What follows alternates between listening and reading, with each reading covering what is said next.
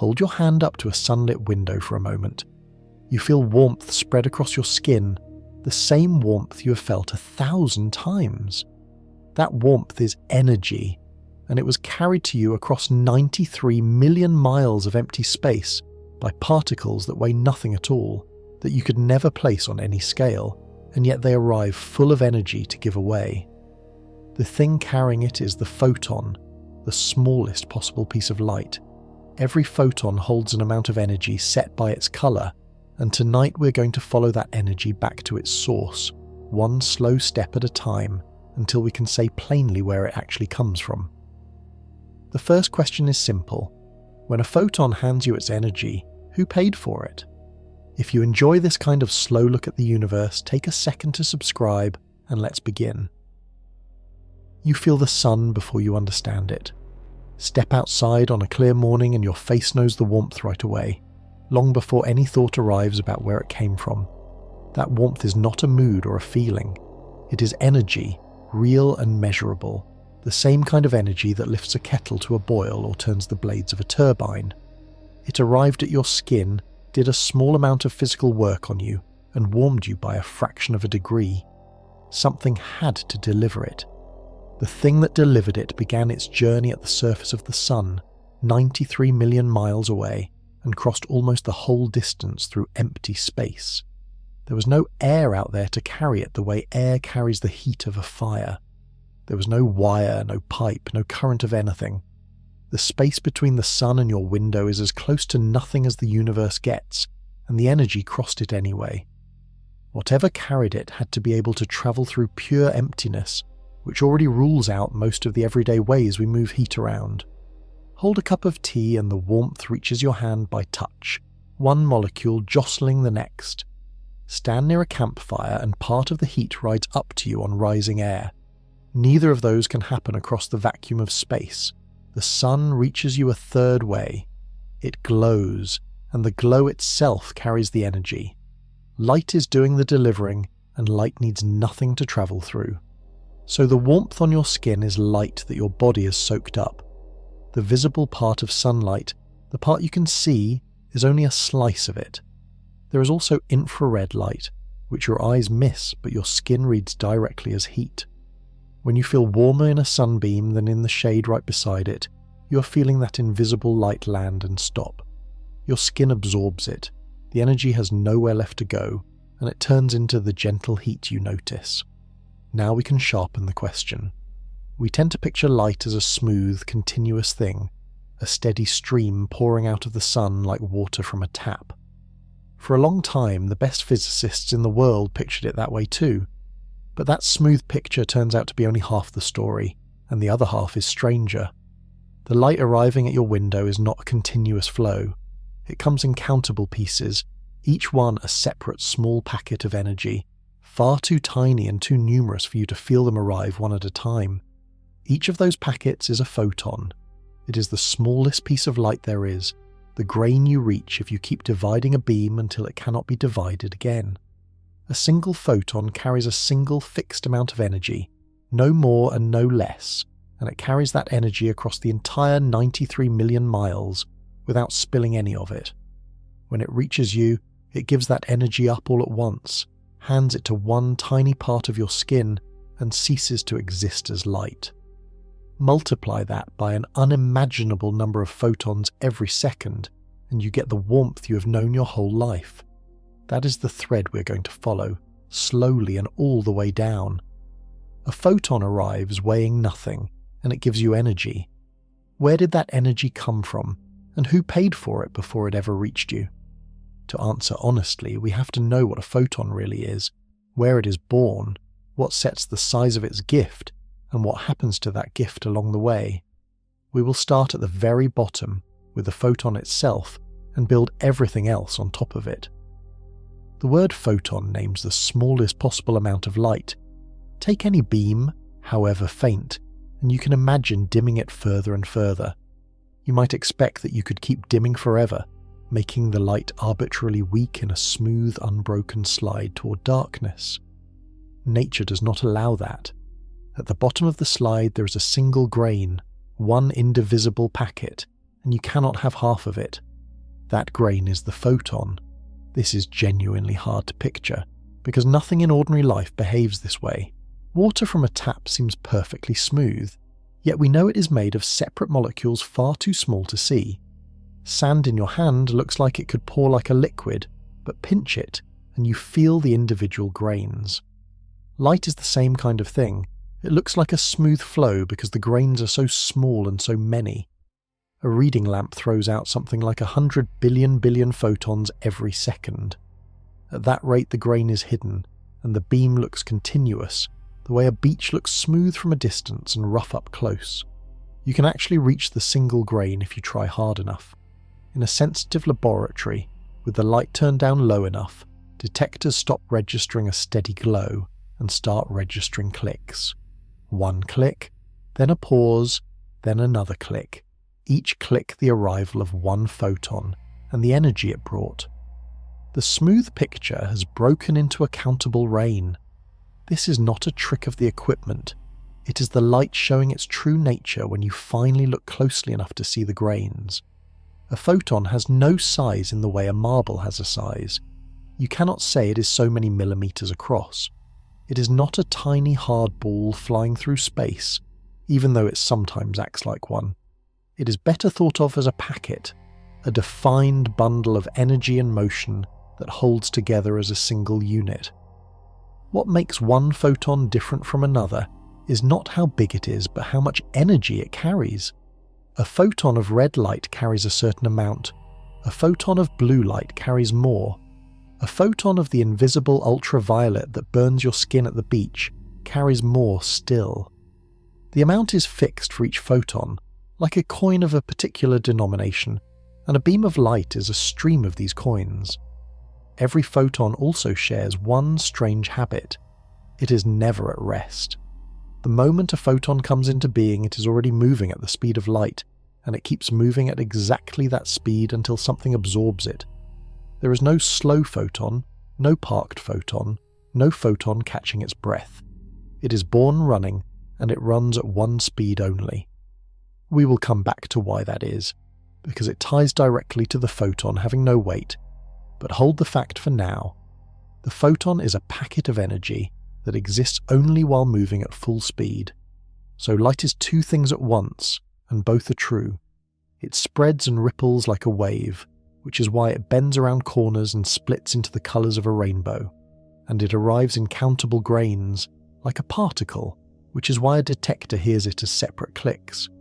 Holding both pictures in your head at the same time is uncomfortable, and it took the greatest minds in physics a long, hard fight to accept that they had to. We're going to walk that fight in order. The first picture to take seriously, the one that ruled physics for decades and was magnificently, beautifully correct as far as it went, is light as a wave. For most of the 1800s, the wave picture of light won every argument it entered. The case for it was overwhelming and the evidence was everywhere. Shine light through two narrow slits, and on the far wall you get not two bright lines, but a row of bright and dark bands, the bands where the waves add up and the gaps where they cancel. Only waves do that. Drop two stones in a still pond and watch the ripples cross, building up where two crests meet and flattening where a crest meets a trough. Light makes exactly the same pattern, and the man who showed it cleanly, Thomas Young, did it with sunlight, a card, and a patient eye around the year 1801. The deepest version of the wave picture came from a quiet Scottish physicist named James Clerk Maxwell. Maxwell worked through the 1860s, and he was after something larger than light. He wanted to understand electricity and magnetism, two forces that seemed loosely related. A moving magnet could push a current through a wire. A current in a wire could swing a compass needle. Maxwell gathered everything known about these effects and wrote it down as a small set of equations, tight and exact, that described how electric and magnetic fields behave.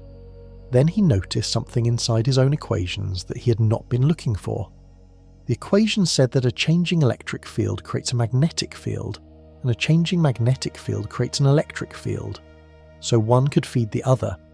An electric field, by changing, would raise a magnetic field, and that magnetic field, by changing, would raise an electric field again, a little further along. The two fields could leapfrog through empty space, each one giving birth to the next, a self-renewing ripple that needed no medium to carry it. Maxwell had found a wave that could travel through nothing. He could even work out from numbers measured in the laboratory how fast this wave would go. The speed fell straight out of two constants that electricians had already measured for entirely different reasons. When Maxwell put them together, the wave came out moving at about 300,000 kilometers every second. That number was already famous. It was the measured speed of light. The match was too exact to be coincidence, and Maxwell drew the only honest conclusion. Light was this wave. Light was electricity and magnetism, woven together and travelling. This is one of the great moments in all of science, and it is worth sitting with. Two forces that seemed separate turned out to be one thing, and light, which seemed like its own mysterious substance, turned out to be that one thing in motion.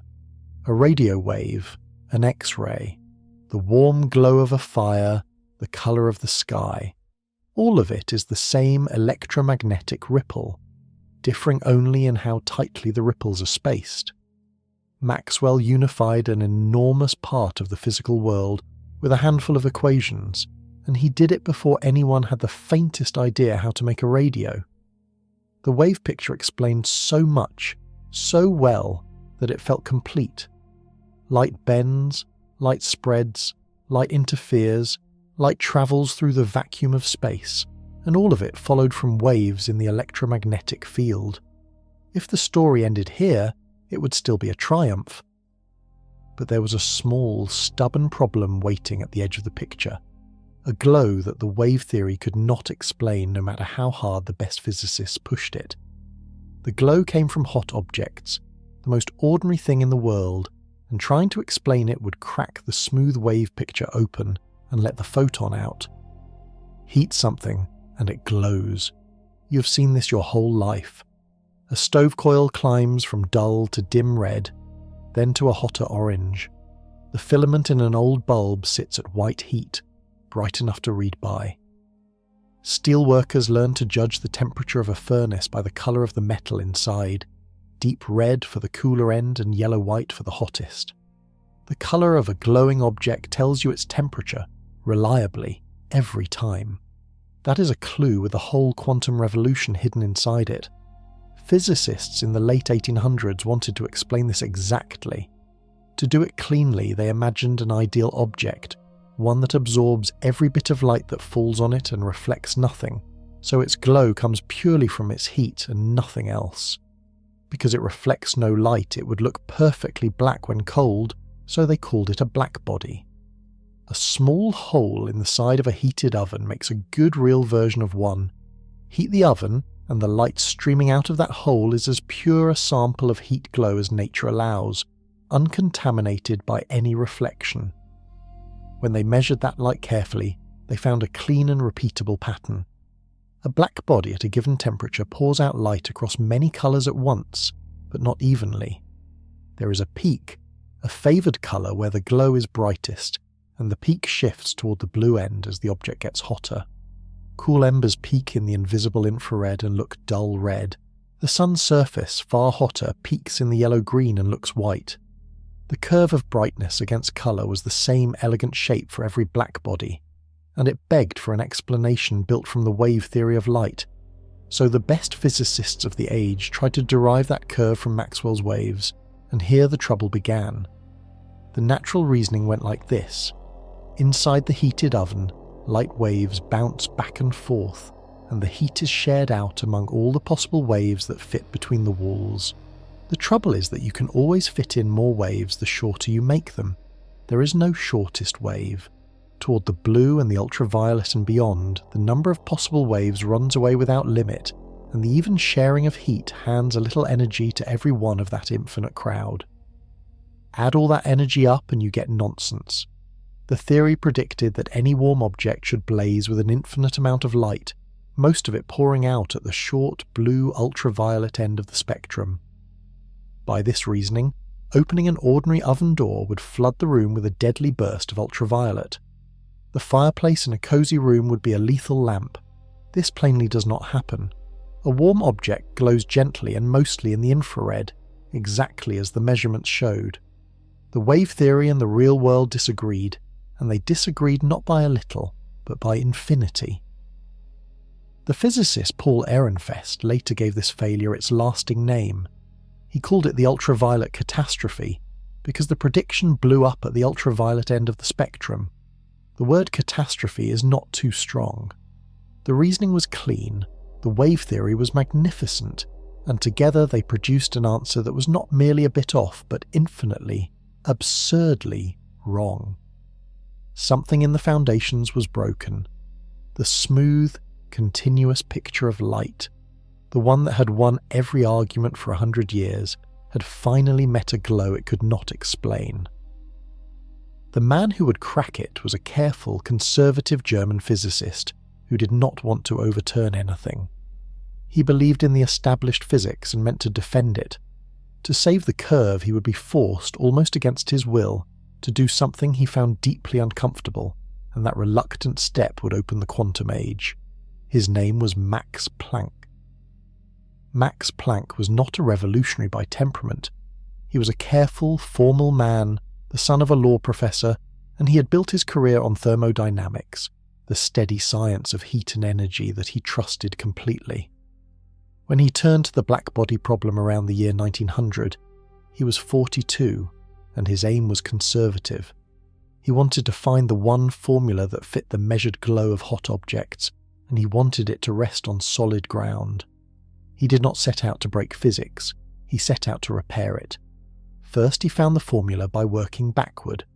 The experimental curves of black body light were known to high precision, measured by colleagues in Berlin, and Planck searched for a mathematical expression that would trace them exactly. He found one. It fit the data beautifully across every temperature and every colour, far better than any earlier guess. But a formula that merely fits is not yet physics. Planck wanted to know why it was true, what assumption about the world would force that particular curve to appear. So he set about deriving it from deeper principles, and that is where he hit the wall. The only way Planck could make the derivation work was to assume something he found almost absurd. He had to suppose that the tiny oscillating charges in the walls of the oven, the little sources that emit and absorb the light, could not give and take energy in any amount they pleased. They could only handle energy in discrete chunks, fixed lumps, with nothing in between. An oscillator could hold 1 lump, or 2 lumps, or 3, but never 1.5. Energy, at this scale, came in steps rather than a smooth ramp. The size of each lump Planck found depended on the frequency of the oscillation, on how fast it shook.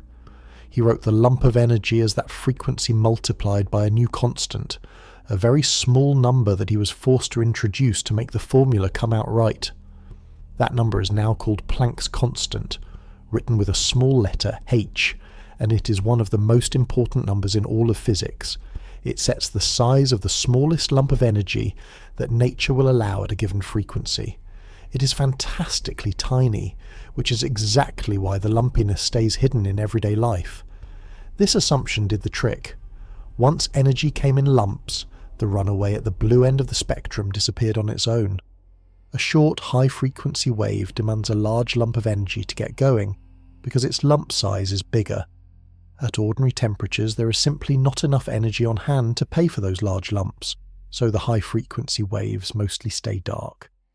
The infinite crowd of ultraviolet waves can no longer each take a free share, because most of them are too expensive to switch on.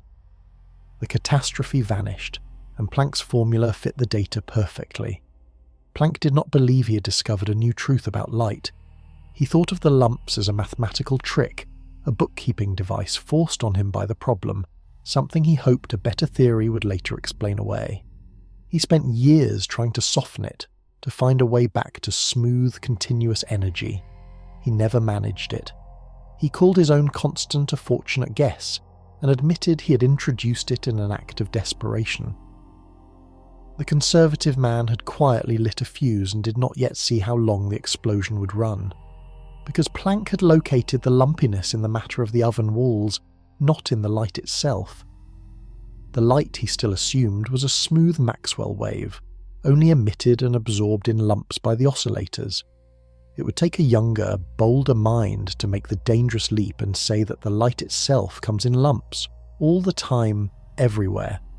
That mind belonged to a 26-year-old clerk in a Swiss patent office named Albert Einstein. In 1905, Albert Einstein was 26 years old and working as a junior clerk in the patent office in Bern, examining other people's inventions for a living. He had no university post and no laboratory. He did his physics in spare hours, at his desk and at home thinking. That single year he produced a handful of papers that each changed the world, and one of them took Planck's reluctant lumps and made them real. Einstein later called this the one paper he considered truly revolutionary, more daring even than his work on relativity. His subject was a small puzzling effect in the laboratory called the photoelectric effect. Shine light on a clean metal surface and, under the right conditions, the light knocks electrons out of the metal. The electrons fly off and can be measured as a tiny current. The effect itself was known. What nobody could explain was the particular way it behaved, because the wave theory of light made firm predictions about it, and every one of those predictions was wrong. Think about what a wave should do. A wave spreads its energy out smoothly. Make the light brighter, and you pour in more energy, so the wave theory says the ejected electron should come out faster, with more energy each. It also says that even dim light should eventually work, if you wait long enough for enough wave energy to soak in and shake an electron loose. And the colour of the light should not matter much, since brightness, not colour, is where a wave keeps its energy. Every one of these reasonable expectations failed in the laboratory. What actually happened was this. The energy of each ejected electron did not depend on how bright the light was at all. It depended only on the colour, the frequency, of the light. Red light below a certain threshold knocked out no electrons, no matter how blindingly bright you made it, not even after hours. Blue or ultraviolet light, even very dim, knocked electrons out instantly, the moment it arrived. Making the light brighter produced more electrons, but never faster ones. The wave picture had no way to account for any of this. Einstein's answer was to take Planck's lumps with full seriousness and apply them to the light itself. Suppose, he said, that light truly is made of energy packets, each packet carrying an amount of energy set by the frequency, exactly Planck's frequency times Planck's constant. A beam of red light is a swarm of small packets. A beam of blue light is a swarm of larger packets. Then the whole puzzle resolves at once, cleanly, with nothing left over. An electron in the metal is kicked loose by a single packet striking it, one on one, like a single ball knocking another off a shelf. It is an all-or-nothing collision. A red packet is too small to do the job, so a flood of red packets still does nothing, because no single one of them carries enough energy to free an electron. A blue packet is large enough, so even a thin trickle of blue light frees electrons immediately, since each packet that lands can pop one out. Brighter light means more packets, hence more freed electrons, but the energy each electron carries away depends only on the size of the individual packet, which is the colour. Every strange feature of the effect falls out of one simple idea. This was the photon, though the name came later. Einstein had said the thing Planck would not say, that light itself is grainy, that the lumps are not a quirk of glowing matter, but the real nature of light everywhere. He was met with deep skepticism for years.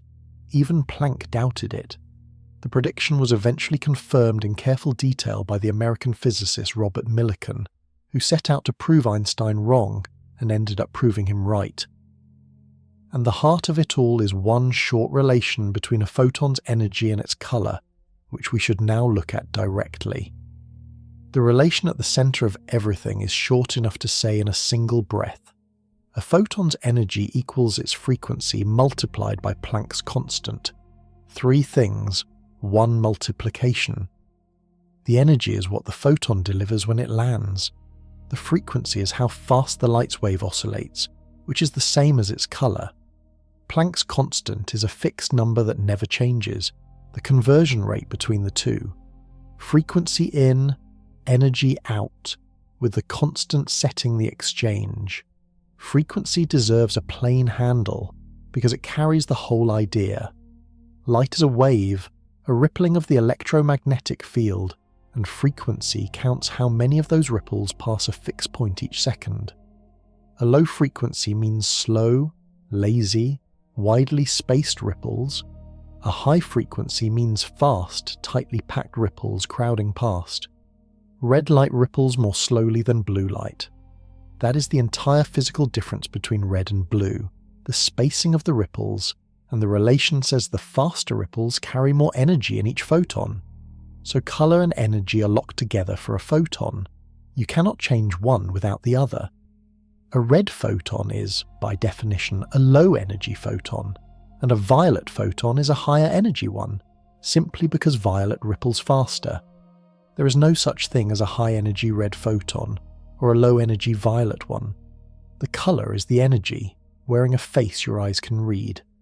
When you see a deep red sunset and a blue midday sky, you're looking directly at two different photon energies, sorted out for you by your own retina. This is why brightness and colour are completely separate things, a point that trips up almost everyone at first. Brightness is how many photons arrive each second. Colour is how much energy each individual photon carries. A dim violet light is a thin stream of high-energy photons. A brilliant red light is a flood of low-energy photons. The flood can deliver far more total energy, and still never do what a single violet photon can do, because no individual red photon in it is large enough. The photoelectric effect turned on exactly this distinction, and now you can see why. The relation also explains why some light is dangerous and some is harmless, a fact your body lives by. Visible light and the infrared warmth of the sun are made of modest photons. They can warm your skin but cannot tear it apart at the molecular level, because no single one of them carries enough energy to break the bonds that hold your molecules together. Ultraviolet photons ripple faster, so each one carries more energy, enough to snap chemical bonds and damage the DNA in your skin cells. That is sunburn, and worse. The danger is not in the total amount of light, but in the energy of the single photon, set entirely by its frequency. Push the frequency higher still, and you reach X-rays and gamma rays, where each photon carries enough energy to rip electrons clean off atoms and drive deep into the body. This is why a dentist drapes a lead apron over you and steps behind a wall. It is not that there is a great deal of light. It is that each X-ray photon is an individually powerful projectile, far stronger than any photon of visible light, again purely because of its frequency. The same short relation that explained a faint laboratory current now governs the line between a suntan and a hazard. One number in that relation has stayed in the background doing quiet work, and it deserves a closer look. Planck's constant is what sets the actual size of the lump for a given frequency. It decides how much energy a photon of a particular colour truly carries, in real units we could measure. It is also the reason the whole quantum world stays hidden from us in daily life, because the constant is almost unimaginably small. To feel why the lumps are invisible, we need to feel just how tiny that number is. Planck's constant is small in a way that ordinary words struggle to hold. To get a grip on it, forget the exact figure for a moment and think about what it means. It is the price of a lump of light, the amount of energy in one photon for each beat of the wave's frequency. Because the constant is so tiny, you need an enormous frequency before a single photon carries any energy worth noticing on a human scale. For the light we deal with every day, one photon is a vanishingly small parcel of energy. Here is one way to feel it. A single photon of visible light carries roughly 1/1000th of a billionth of the energy it takes to lift a grain of sand the thickness of a sheet of paper.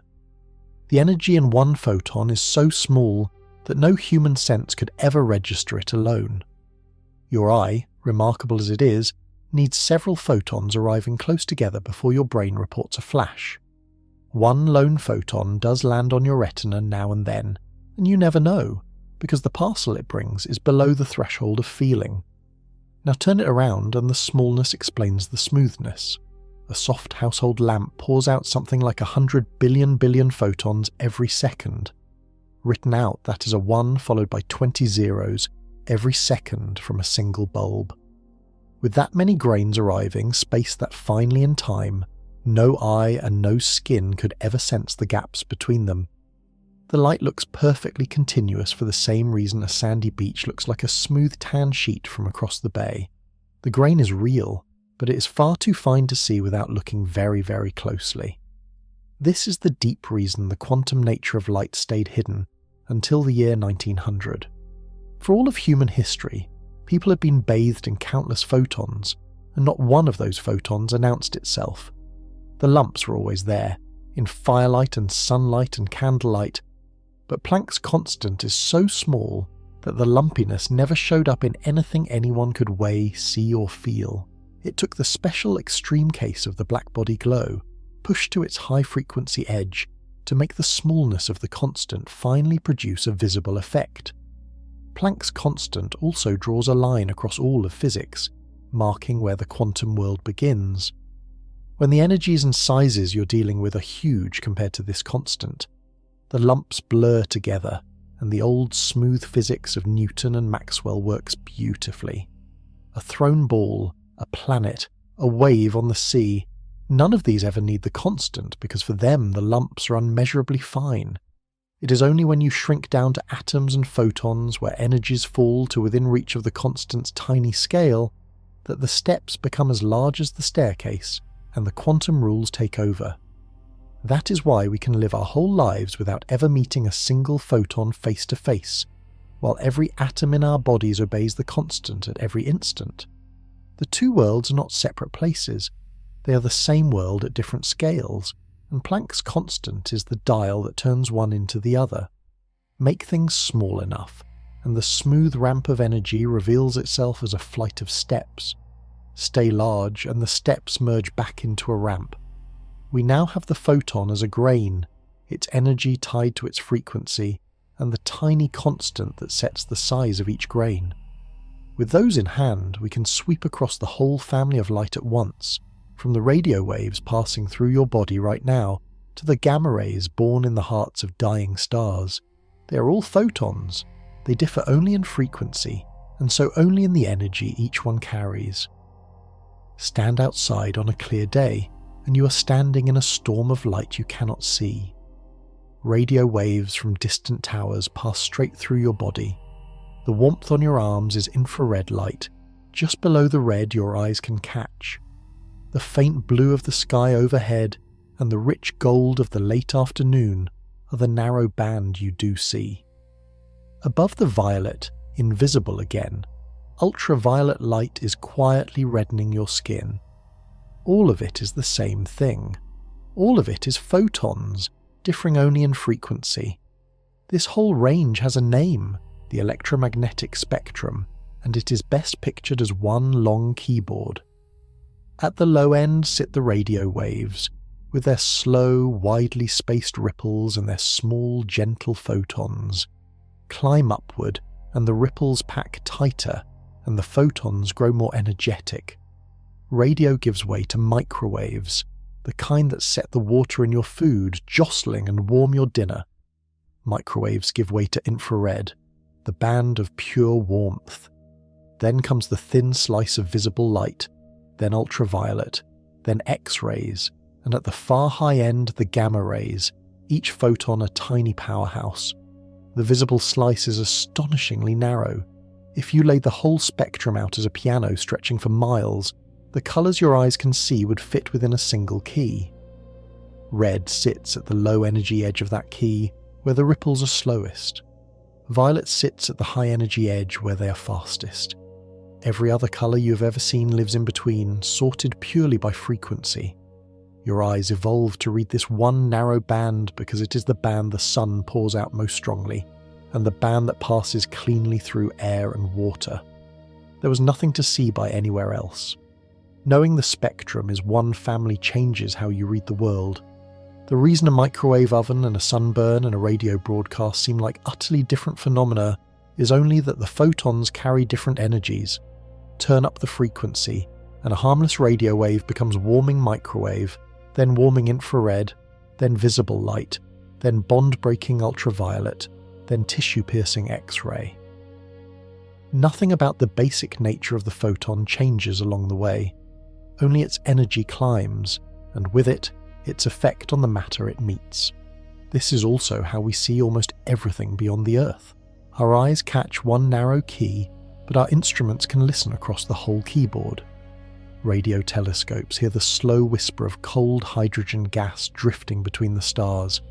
Infrared telescopes peer through clouds of dust to the warm nurseries where new stars are forming. Ultraviolet and X-ray telescopes lifted above the atmosphere catch the violent glow of gas swirling into black holes. Each band of light tells a different part of the story, because each is made by a different kind of event, hot or cold, calm or violent.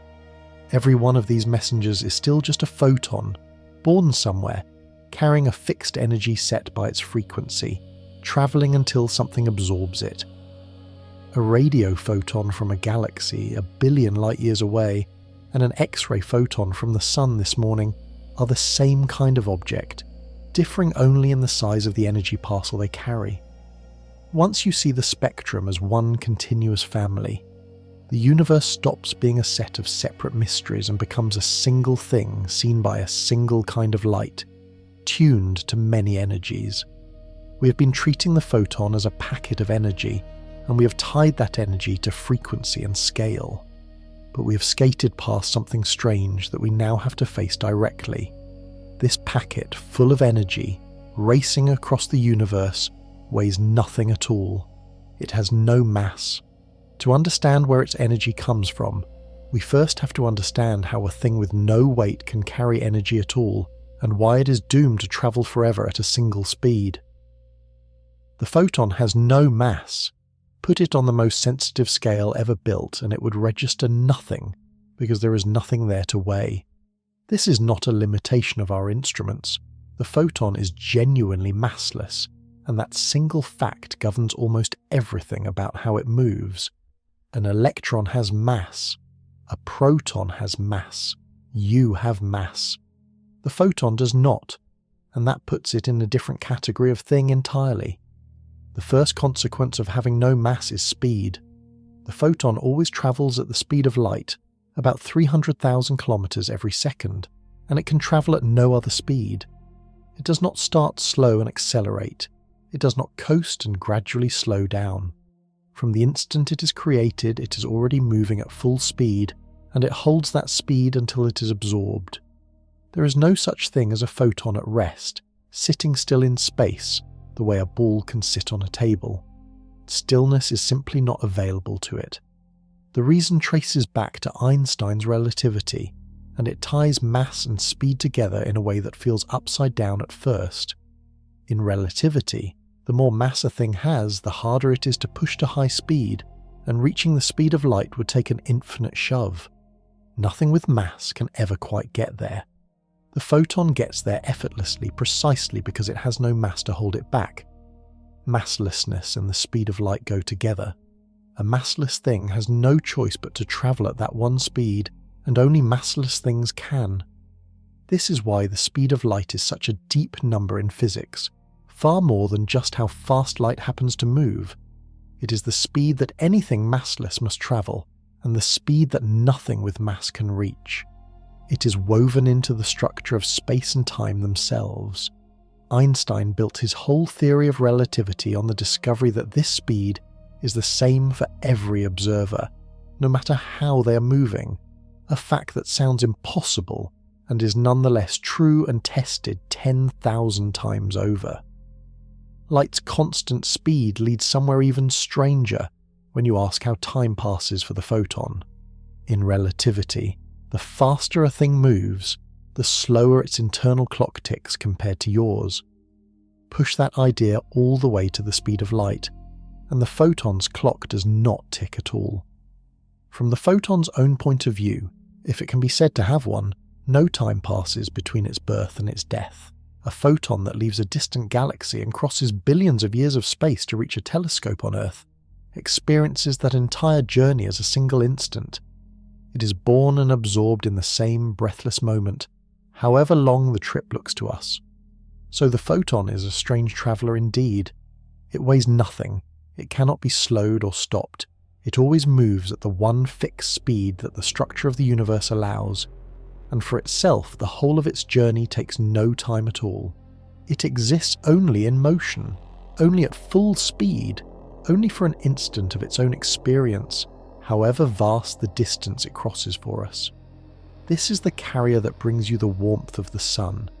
And here is the puzzle that should be nagging at you. Energy and mass are famously linked by the most famous equation in all of science, which says that mass is a form of energy. If a photon has no mass, where does its energy live? How can a thing that weighs nothing arrive full of energy, enough to warm your skin, free an electron, or break a chemical bond? That is the next knot to untie, and untying it tells us what a photon's energy really is. The famous equation, energy equals mass times the speed of light squared, is usually read as saying that mass can be converted into energy. That is true, and it is how the sun shines, as we will see. But the equation as most people learn it is only half of a longer statement, and the missing half is exactly what we need to understand the photon. The full version includes a second term, one that accounts for motion, and it is that second term that the photon lives in entirely. Think of it this way. The complete relation says that a thing's total energy comes from two sources added together. One source is its mass, the energy locked up simply in existing, in being a lump of matter at rest. The other source is its momentum, the energy bound up in motion, in the fact that the thing is moving and carrying that motion. For an ordinary object like a thrown ball, both terms contribute, but the mass term utterly dominates, which is why we usually forget the motion term is even there. For the photon, the mass term is zero, because the mass is zero. Everything the photon has, all of its energy, comes from the second term, from its momentum, from pure motion. This is the resolution of the puzzle. A photon carries energy not because it weighs something, but because it moves, and it carries momentum the way a moving thing does. It is a parcel of motion energy with no resting energy at all, a thing that is, in a sense, made entirely of going. That a massless thing carries momentum sounds wrong, because in everyday life momentum is mass times velocity, and zero mass should give zero momentum. But that everyday formula is itself only an approximation, good for slow, heavy things and false for light. The deeper relation allows a massless thing to carry momentum set by its energy, hence by its frequency.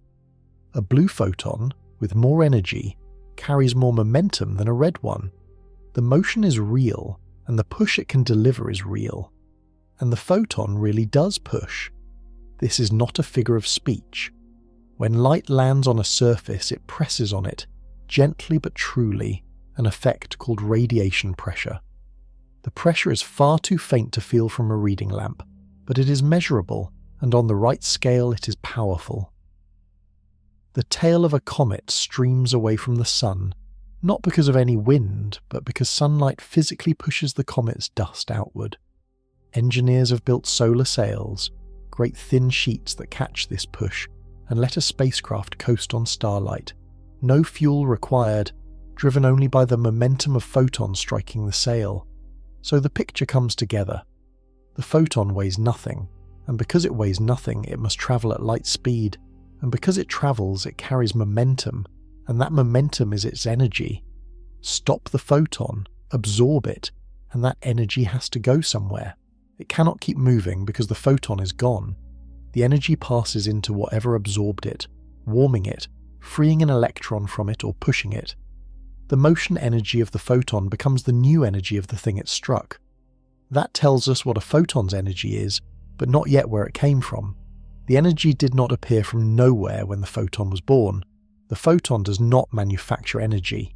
It only carries it, like a courier carrying a parcel that someone else paid for and packed. So the honest answer to the title's question begins to take shape, and it is almost too simple. The photon's energy comes from whatever made the photon. To pay you, something else first had to pay the photon. Now we go looking for the sender. Here is the first plain answer, and it is worth saying clearly before we make it richer. A photon's energy comes from whatever emitted it. The photon does not create energy, and does not own energy in any lasting way. It is a courier. At the moment of its birth, some other system gave up exactly the photon's worth of energy, and that lost energy is what the photon now carries. When the photon lands on you and warms your skin, you're receiving energy that some distant thing spent to make the photon in the first place. This is just the conservation of energy, the oldest and steadiest law in physics, applied to light. Energy is never made from nothing, and never vanishes into nothing. It only moves and changes form. So when a photon appears carrying a certain amount of energy, that amount did not come free. It was subtracted from the emitter at the instant of emission. The books always balance. The photon's gain is the emitter's loss, exactly, down to the last decimal. Picture a single atom, the most common source of light in the universe. The atom holds a certain amount of internal energy, and it can hold that energy only in particular set amounts, not just any value. When the atom drops from a higher internal energy to a lower one, it has to shed the difference. It sheds it by creating a photon and throwing it out. The photon carries away precisely the energy the atom lost, no more and no less. The atom paid, the photon was funded, and now the photon flies off to spend that energy on whatever it eventually strikes. This same logic runs through every source of light there is, however grand or humble. The filament in a bulb gives up electrical energy to make its glow. A fire gives up the chemical energy stored in wood. The sun gives up energy released by fusion deep in its core. A radio antenna gives up the energy driven into it by a transmitter. In every case, the pattern is identical. Some store of energy is drawn down, and photons carry the drawn down energy away. Follow any beam of light backward, and you arrive at a source that paid for it. So the question in the title is really two questions wearing one coat. The shallow question is, where does the photon get its energy? And the answer is simply, from its emitter. The deeper question is, where did the emitter get the energy it handed over? And that is where the real journey lies. To answer the title honestly, we have to keep following the money backward, from the photon to the atom, from the atom to the furnace or the star, and from the star to the matter and the forces that fed it. Each step hands us back to an earlier source. The most important and most common of these sources is the atom, because the great majority of the light in the universe is born when atoms shed energy. The sun's light, a candle's glow, the coloured signs in a city street, the cold light of a distant nebula, nearly all of it comes from atoms giving up internal energy in measured amounts. To understand where a photon's energy comes from then, we have to understand how an atom stores energy in the first place, and why it can only release it in fixed parcels rather than a smooth trickle. That understanding arrived from a young Danish physicist who pictured the atom as something almost like a staircase. An electron in an atom, he said, cannot stand at just any height. It can only stand on particular steps, particular energy levels, with forbidden gaps between them. When an electron drops from a higher step to a lower one, the height of the drop sets the energy of the photon that flies out. To see where the photon's energy is set, we have to climb onto that staircase. Its builder was Niels Bohr. The trouble with the atom, around the year 1913, was that it should not have been able to exist. The best picture of the day had a tiny dense nucleus at the centre, with electrons circling it, like planets around a sun, held in by electrical attraction. But a circling electron is an accelerating charge, and Maxwell's own theory said that an accelerating charge must radiate away its energy as light.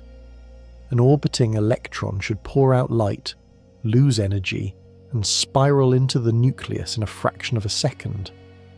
Every atom in the universe should have collapsed instantly.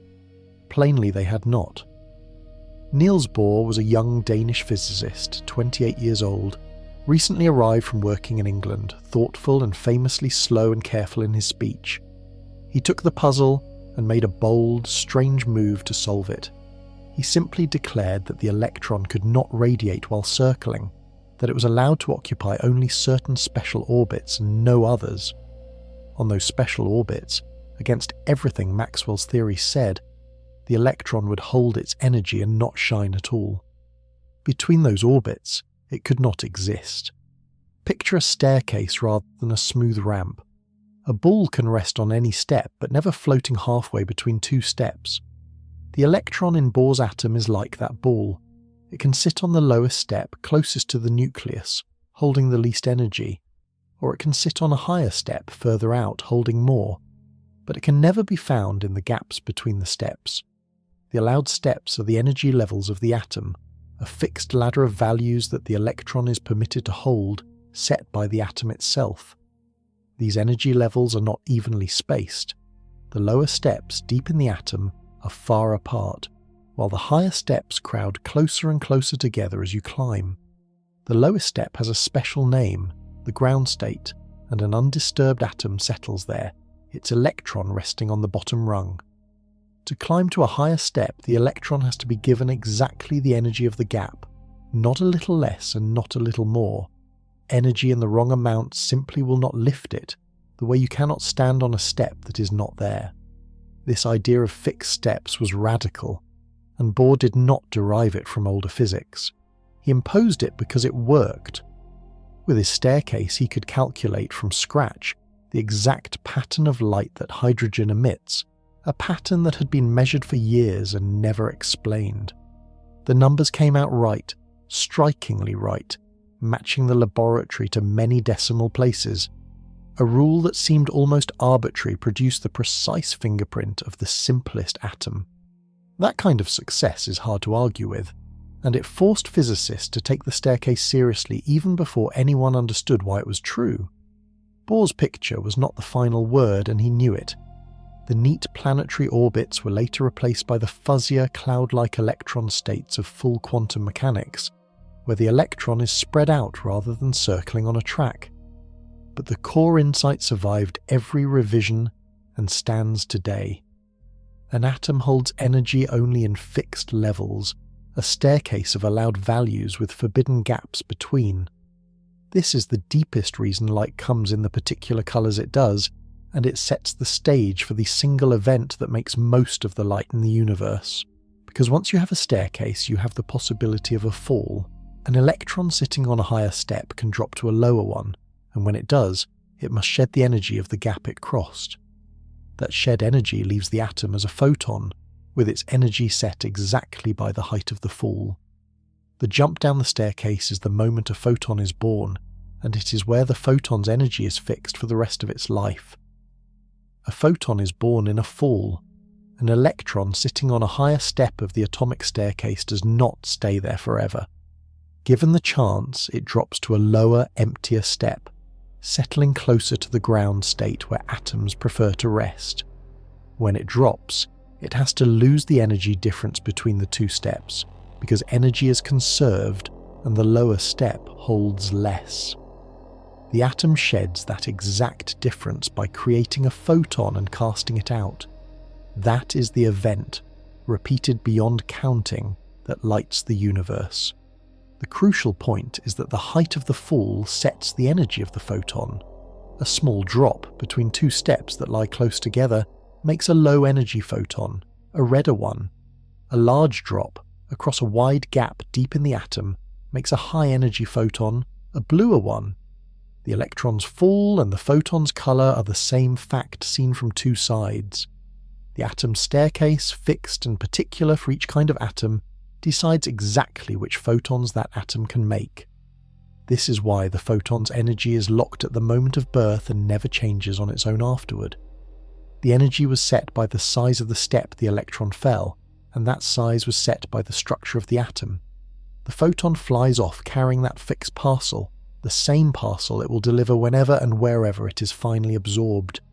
Nothing about the journey alters it, short of an encounter with other matter. The full stamped its value on it at the start. Run the picture the other way and you see absorption, the mirror of emission. Send a photon into an atom whose electron sits on a low step, and if the photon carries exactly the energy of a gap, the electron can swallow it and leap up to the higher step. The photon vanishes, its energy now lifted into the atom. But the energy has to match a gap precisely.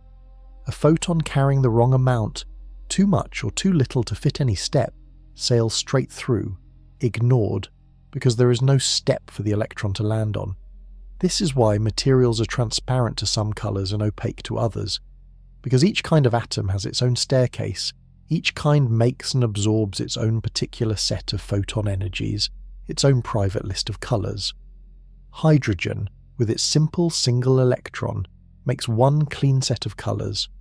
Sodium makes another, dominated by a strong yellow that you see in old street lamps. Neon, excited by electricity, drops its electrons down a staircase that pours out the deep red-orange glow of a neon sign. The colour of the light tells you which atom made it, as reliably as a signature, because the staircase belongs to the element. There is a subtle and beautiful consequence here. The light leaving an atom is not smooth and continuous across all colours. It comes only in the sharp, specific colours that the atom's particular steps allow, with nothing in between. If you spread that light out into a spectrum, you do not see a smooth rainbow. You see a set of bright, narrow lines, each line one allowed full, with darkness between them. Those lines are the atom's fingerprint, unique and unmistakable, written in light by the geometry of its own staircase. Those bright lines turn out to be one of the most powerful tools in all of science, because they let us read the makeup of things we can never touch. The same lines, seen as dark gaps where light has been absorbed, let astronomers measure what distant stars are made of from the light alone. A German optician noticed these dark lines in sunlight long before anyone understood them, and patiently mapped hundreds of them. His careful work turned starlight into a message we could read, and his name was Joseph von Fraunhofer. Joseph von Fraunhofer came to science from the workshop, not the university. Orphaned young and apprenticed to a glassmaker in Bavaria, he survived the collapse of a building that buried him, and the rescue brought him to the attention of a patron who funded his education. He became the finest maker of optical glass in the world, and around the year 1814, while testing the quality of his prisms and lenses, he turned a careful instrument on the spectrum of the sun. What he saw there changed astronomy forever. When sunlight is spread into its rainbow by a fine prism, it is not a smooth, unbroken band of colour. Running across it are hundreds of thin, dark lines, sharp gaps where particular colours are simply missing, as if narrow slices had been cut out of the rainbow. Fraunhofer did not know what they were, but he was a meticulous craftsman, and he mapped them with great care, cataloguing hundreds of these dark lines, and labelling the strongest with letters. Some of those letters are still used today. He had found a hidden structure in sunlight that no one had suspected. The meaning of the lines came later, from the work of the physicist Gustav Kirchhoff and the chemist Robert Bunsen, working together in Heidelberg around 1859. They found that each chemical element, when heated to glowing, emits its own exact set of bright-coloured lines, the very fingerprint we met in the last chapter, and they found the mirror image as well. A cool gas, with light shining through it from behind, absorbs exactly those same colours, leaving dark lines in precisely the places it would otherwise glow. Emission and absorption trace the same fingerprint, one bright, one dark. Now Fraunhofer's dark lines spoke. The dark gaps in the sun's spectrum mark the colours absorbed by cooler gases in the sun's outer layers on the light's way out.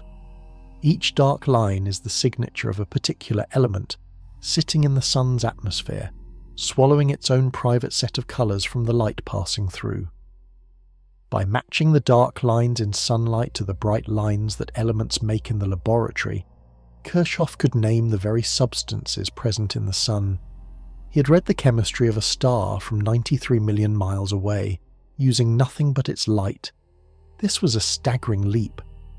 The French philosopher Auguste Comte had declared, only a few decades earlier, that the chemical composition of the stars was something humanity could never possibly know, a permanent limit on knowledge. Within a generation, that supposed limit was simply gone. The spectral lines carried the information across the empty gulf of space, written into the light itself, waiting only for someone to learn to read it. The energy levels of atoms, the staircases of the previous chapters, were broadcasting the identity of distant matter to anyone with a good prism. The reach of this is hard to overstate. Almost everything we know about the distant universe, we know from spectral lines. We know what stars are made of, how hot they are, how fast they are moving, and how they change over their lives, all from the patterns of bright and dark lines in their light. The element helium was found in the sun's spectrum, in a line matching no known element, before it was ever found on Earth, which is why it carries the Greek name for the sun. Light became a messenger carrying the composition of the cosmos. Among the elements Fraunhofer's lines reveal in the sun is hydrogen, by far the most abundant. And hydrogen is not only what the sun is made of, it is the fuel the sun burns. The dark lines tell us the sun is mostly hydrogen, and that points us straight at the deepest source of all this light, the furnace in the sun's core where hydrogen is fused and a trace of mass is turned into the energy that every solar photon carries. To find where sunlight is truly born, we have to go down into that core. To find where sunlight is born, you have to go to the centre of the sun, where the conditions are almost beyond imagining. The core is crushed under the weight of the entire star pressing inward, and it sits at about 15 million degrees. The matter there is not gas in any ordinary sense, but a dense plasma, atoms torn apart into bare nuclei and free electrons, packed denser than lead and hot beyond anything on Earth. In that furnace, the actual source of all the sun's light does its quiet, relentless work. The work is fusion. Hydrogen is the lightest element, just a single proton for its nucleus, and the sun is mostly hydrogen. Under the crushing pressure and heat of the core, these protons are driven together so hard and so often that, on rare occasions, they stick. Through a chain of steps, 4 hydrogen nuclei are ultimately fused into a single nucleus of helium, the next element up. This fusing of light nuclei into heavier ones is the reaction that powers the sun, and it has been running steadily for about 4.5 billion years. Here is the heart of it. A helium nucleus weighs very slightly less than the 4 hydrogen nuclei that went into making it. A tiny fraction of the mass, less than 1%, simply goes missing in the reaction. It is not lost. It is converted, turned directly into energy, exactly as Einstein's famous equation allows, with the speed of light squared as the enormous conversion factor that turns a pinch of mass into a flood of energy. The sun is, at its core, a place where matter is steadily being changed into light. The numbers are staggering and worth feeling. Every second, the sun fuses about 600 million tons of hydrogen, and in doing so it converts roughly 4 million tons of mass into pure energy every second, and has done so for billions of years. That 4 million tons, vanishing each second, is where the energy of every sunbeam ultimately comes from. The warmth on your skin traces back to matter that ceased to be matter in the sun's core and became energy instead. The energy born in the core does not reach the surface quickly. It is released there as high-energy photons, gamma rays, but the core is so dense that a photon travels only a tiny distance before slamming into a particle, being absorbed, and being re-emitted in some random new direction. It staggers outward through this crush in a slow, drunken walk, absorbed and re-emitted over and over, taking many thousands of years to work its way from the core to the surface. By the time the energy escapes, it has been downgraded from fierce gamma rays into the gentler stream of visible and infrared light we see. Only at the surface, in a layer called the photosphere, does the light finally break free and fly into space. That surface sits at about 5,500 degrees, far cooler than the core, and it glows like any hot body at that temperature, pouring out the familiar yellow-white light of the sun. Those photons, finally loose, crossed the 93 million miles to Earth in about 8 minutes. The sunlight you feel left a surface whose energy was forged in the core thousands of years before from mass that no longer exists. So we have followed the warmth a long way back. It is energy carried by photons, photons born when atoms and hot surfaces shed energy, and at the deepest level, energy that was once mass, converted in the fusion furnace at the sun's heart. The light pouring from the sun is the slow release of matter turned into energy. But the sun is only one kind of source, the hot glowing kind. To see the full picture of where photons come from, we need to look at the other ways light is made, beginning with the plain fact that any hot thing at all will glow. Anything warm gives off light. This is not a special property of stars or filaments. It is a plain fact about every object with a temperature above the cold of deep space, which means every object you have ever touched. Your own body glows. Right now you are pouring out light, steadily, in the infrared, the band your eyes cannot see. A camera built to catch infrared would show you shining in the dark, brightest at your face and hands, a soft human-shaped lamp. The reason is the same restless motion that we call heat. Temperature is, at bottom, the jostling of the particles that make up matter. In any warm object, the atoms and the charges within them are forever shaking, vibrating, colliding.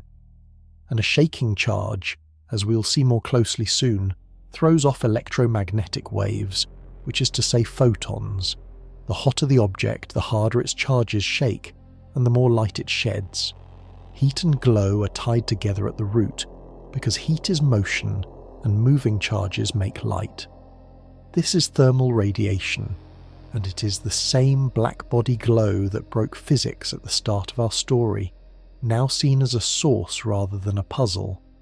Every warm body emits a broad spread of photons across many colours at once, with a peak at one favoured colour set by its temperature.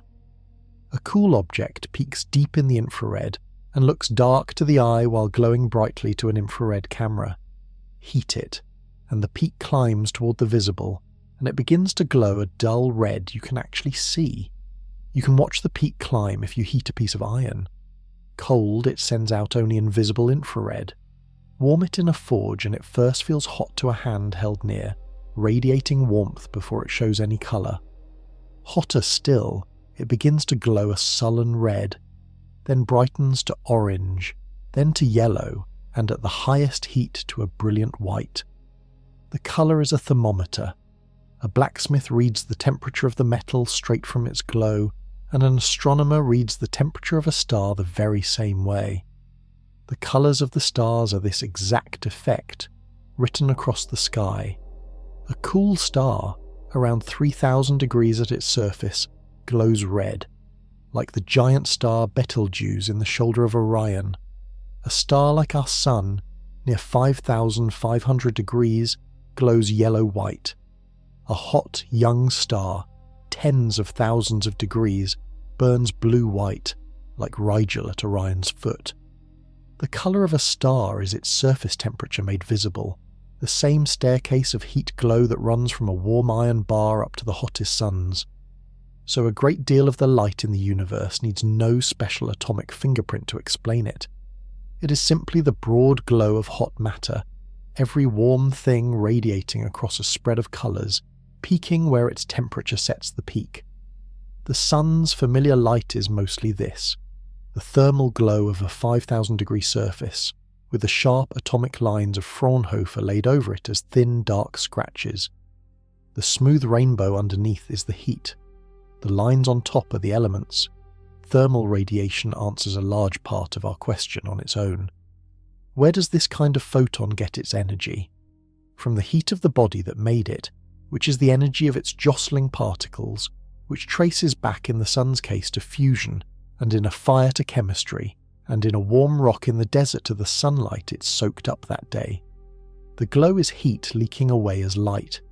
But thermal glow is only one path to a photon, the path of many charges shaking at random. There is a cleaner, more direct way to make light, by by taking a single charge and shaking it on purpose. That is how every radio station and every cell tower fills the air around you with photons, and it is worth seeing plainly. Take a single electric charge and shake it, and you make light. This is the most direct recipe for a photon there is, simpler in a way than the atomic staircase, and it lies behind a huge share of the light humans produce on purpose. A charge sitting still has an electric field around it reaching out into space. Move the charge steadily and the field moves with it. But shake the charge, change its motion sharply, accelerate it, and the field cannot adjust everywhere at once. A kink travels outward through the field, and that travelling kink is an electromagnetic wave. It is light. This is the deep meaning hidden in Maxwell's equations, the one Bohr had to wrestle with. An accelerating charge radiates. Any time a charge speeds up, slows down, or changes direction, it sheds energy as electromagnetic waves spreading outward at the speed of light. A charge moving at a steady pace in a straight line does not radiate, but the moment its motion changes, photons stream away, carrying off energy set by how hard and how fast the charge is shaken. A radio transmitter is exactly this, done deliberately and on a grand scale. Inside the antenna, electrons are driven up and down, back and forth, millions of times each second, pushed by the transmitter's circuits. Each time they reverse, they accelerate, and each acceleration sheds electromagnetic waves into the air. The frequency of the radio wave is simply how fast the electrons are made to oscillate. Tune your radio to a station, and you're tuning to the exact rate at which distant electrons are being shaken in a tower across the city. The light from a shaken charge follows the same energy rule as every other photon, frequency times Planck's constant. Shake the charge slowly, millions of times a second, and you make low-frequency radio photons, each one carrying a tiny parcel of energy. Shake it faster, and you climb the spectrum. There is no difference in kind between the radio wave from a tower and the visible light from the sun. Both are charges in accelerated motion-shedding photons, only the rate of shaking, and so the energy of each photon sets them apart. Push this to an extreme and you reach some of the most useful light in science. In a machine called a synchrotron, physicists drive electrons around a great ring at very nearly the speed of light and bend their path with powerful magnets. Forcing a fast electron to curve is a fierce continuous acceleration, and the electron responds by blazing out an intense beam of light called synchrotron radiation, often in the X-ray band. Whole laboratories the size of stadiums exist to make this light, and researchers use its brilliant X-ray beams to map the atomic structure of proteins, crystals, and new materials. Nature makes synchrotron light too, on a far vaster scale. Out in space, charged particles spiral along the magnetic fields of distant objects, whipping around at near light speed, and they pour out this same radiation across the cosmos. The eerie glow of certain nebulae and the jets blasting from the centres of some galaxies are synchrotron light, made by electrons forced to curve in cosmic magnetic fields. The recipe is identical to the one in the laboratory, only the accelerator is light years across and built of nothing but field. So we now have several distinct ways to make a photon. An electron falls down an atom staircase. A hot body's many charges jostle and glow. A single charge is shaken on purpose and radiates. Each one funds the photon from a different store of energy, atomic, thermal, or electrical. And in every case the books balance and the photon flies off with exactly what was spent. There is one more way to make light though, and it is the strangest of all, because it makes light not from motion or from heat, but from matter itself, destroyed entirely. There is a way to make light that takes matter and ends it, not heating it, not shaking it, but converting it whole, every bit of its mass, into photons. This happens when a particle of matter meets its opposite, its antiparticle, and the two destroy each other completely. The event is called annihilation, and it is the most total conversion of mass into energy that the universe allows. Where the sun turns less than 1% of its hydrogen's mass into energy, annihilation turns all of it. Every particle of matter has a twin, an antiparticle, identical in mass but opposite in charge and certain other properties. The electron's twin is the positron, exactly as heavy as an electron but carrying a positive charge instead of a negative one. Antimatter is not science fiction. It is made routinely in laboratories and it streams out of certain radioactive decays. The trouble is that antimatter cannot last long in our world of ordinary matter, because the moment a positron meets an electron, the two cannot coexist. When an electron and a positron meet, they vanish. The two particles disappear entirely, and in their place appear photons, usually a pair of them, flying off in opposite directions. All of the mass of both particles, the full 100%, is converted into the energy those photons carry. Nothing material is left behind. Two specks of matter, opposite in charge, touch and become pure light. This is mass turning into energy in its cleanest and most complete form, with Einstein's equation setting the exact size of the light produced. Because the mass that vanishes is fixed and known, the energy of the photons is fixed and known too. An electron and a positron annihilating at rest produce two photons, each carrying the energy equivalent of one electron's mass, both of them in the high-energy gamma-ray band. The number is precise and always the same, a definite colour of gamma light that marks this exact event. Wherever that particular gamma-ray energy appears in space, physicists know that matter and antimatter have met and annihilated. This is not merely a curiosity of the laboratory, it is a working tool in medicine, used to look inside the living body. In a scan called positron emission tomography, a PET scan, a patient is given a substance that emits positrons. Each positron travels a tiny distance, meets an electron in the body's tissue, and annihilates, sending out a pair of gamma photons in opposite directions. Detectors ringing the patient catch those paired photons, trace the lines they travelled, and build a map of where the annihilations happened. Light made from destroyed matter shows a doctor a tumour or a working brain.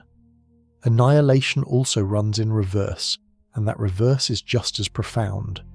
A photon of high enough energy, passing near a nucleus, can vanish and turn into a particle, and its antiparticle, a fresh electron and positron springing into being where there was only light. Energy becomes matter, the book still balancing exactly. Light and matter are revealed as two forms of the same underlying thing, each convertible into the other when the energy matches. The wall between substance and light, so solid in daily life, is not really there at all. So we have reached the most extreme answer yet to where a photon's energy comes from. In annihilation, it comes from the total destruction of matter, the entire mass of two particles cashed in for light at the full rate of the speed of light squared. This is the deepest funding a photon can have, yet even this leaves a question hanging beneath all the others. We keep saying a photon is created, that it springs into being where it was not before. What is it exactly that springs into being? To answer that, we have to stop thinking of the photon as a little ball, and meet it as what it truly is, a ripple in a field that fills all of space. We have called the photon a packet, a grain, a courier. Those pictures all help, and they are all a little wrong, because the photon is not really a tiny object at all. The deepest understanding we have, called quantum field theory, says something stranger and more beautiful. The photon is a ripple in a field, a disturbance in something that fills all of space, everywhere, at all times. To grasp where photons come from, we have to meet this field directly. Start with the idea of a field, which is gentler than it sounds. A field is just a quantity that has a value at every point in space. The temperature in a room is a field, warmer near the radiator, cooler by the window, with a value everywhere. The electromagnetic field is like that, but instead of temperature it holds the strength and direction of electric and magnetic force at every point. Maxwell gave us this field in the 1800s. It is real, it carries energy, and it stretches through all of space, even where there is no matter at all. Quantum theory takes Maxwell's smooth field and adds the lesson Planck and Einstein taught. The field cannot hold just any amount of energy at a given frequency. Its ripples come in whole units, lumps, exactly as the energy of light comes in lumps. 1 unit of ripple in the electromagnetic field at a given frequency is 1 photon. 2 units are 2 photons. You cannot have half a ripple, just as you cannot have half a photon. The photon is the smallest possible disturbance the field will carry, the field's own grain. This recasts everything we have said about making light. When an electron falls down an atom staircase, it does not so much create a little ball as pluck the electromagnetic field, setting 1 unit of ripple going where there was stillness. When a charge is shaken in an antenna, it stirs the field around it into rippling. When matter annihilates, its energy is poured into the field as ripples. In every case, the photon is not a thing that was hiding and then released. It is a new excitation of a field that was always there, raised from quiet into motion. And this is why a photon can be created and destroyed so freely, born from a falling electron and dying into a warmed patch of skin. It is not a permanent object that must be conserved like a marble. It is a state of a field, and fields can ripple and fall still as easily as a pond can. Absorbing a photon is simply the field handing its unit of ripple to a piece of matter and going quiet again. The number of photons in the universe is not fixed because photons are not eternal things but passing disturbances in something deeper. Every kind of particle, in this view, is a ripple in a field of its own. The electron is a ripple in an electron field that also fills all of space. The quarks inside protons are ripples in quark fields. Matter and light alike dissolve into a set of fields layered through the same empty space, each one capable of rippling, each ripple a particle. The universe at its foundation is not a collection of tiny balls flying through a void. It is a set of fields, and everything we call a particle is one of them, briefly stirred. This field picture is not a vague metaphor. It is the most precisely tested theory in the history of science, agreeing with experiment to a staggering number of decimal places. It tells us the photon's true nature, and it sets up the last strange wrinkle in how photons work. For if the electromagnetic field is always present, then it is doing something even when no light is shining, even in the dark. There are photons that flicker in and out without ever being seen, doing the quiet work of holding matter together, and they are unlike any light you will ever detect. Not every photon is meant to be seen. Alongside the real photons that carry the sun's warmth and a radio broadcast, there is a second hidden kind.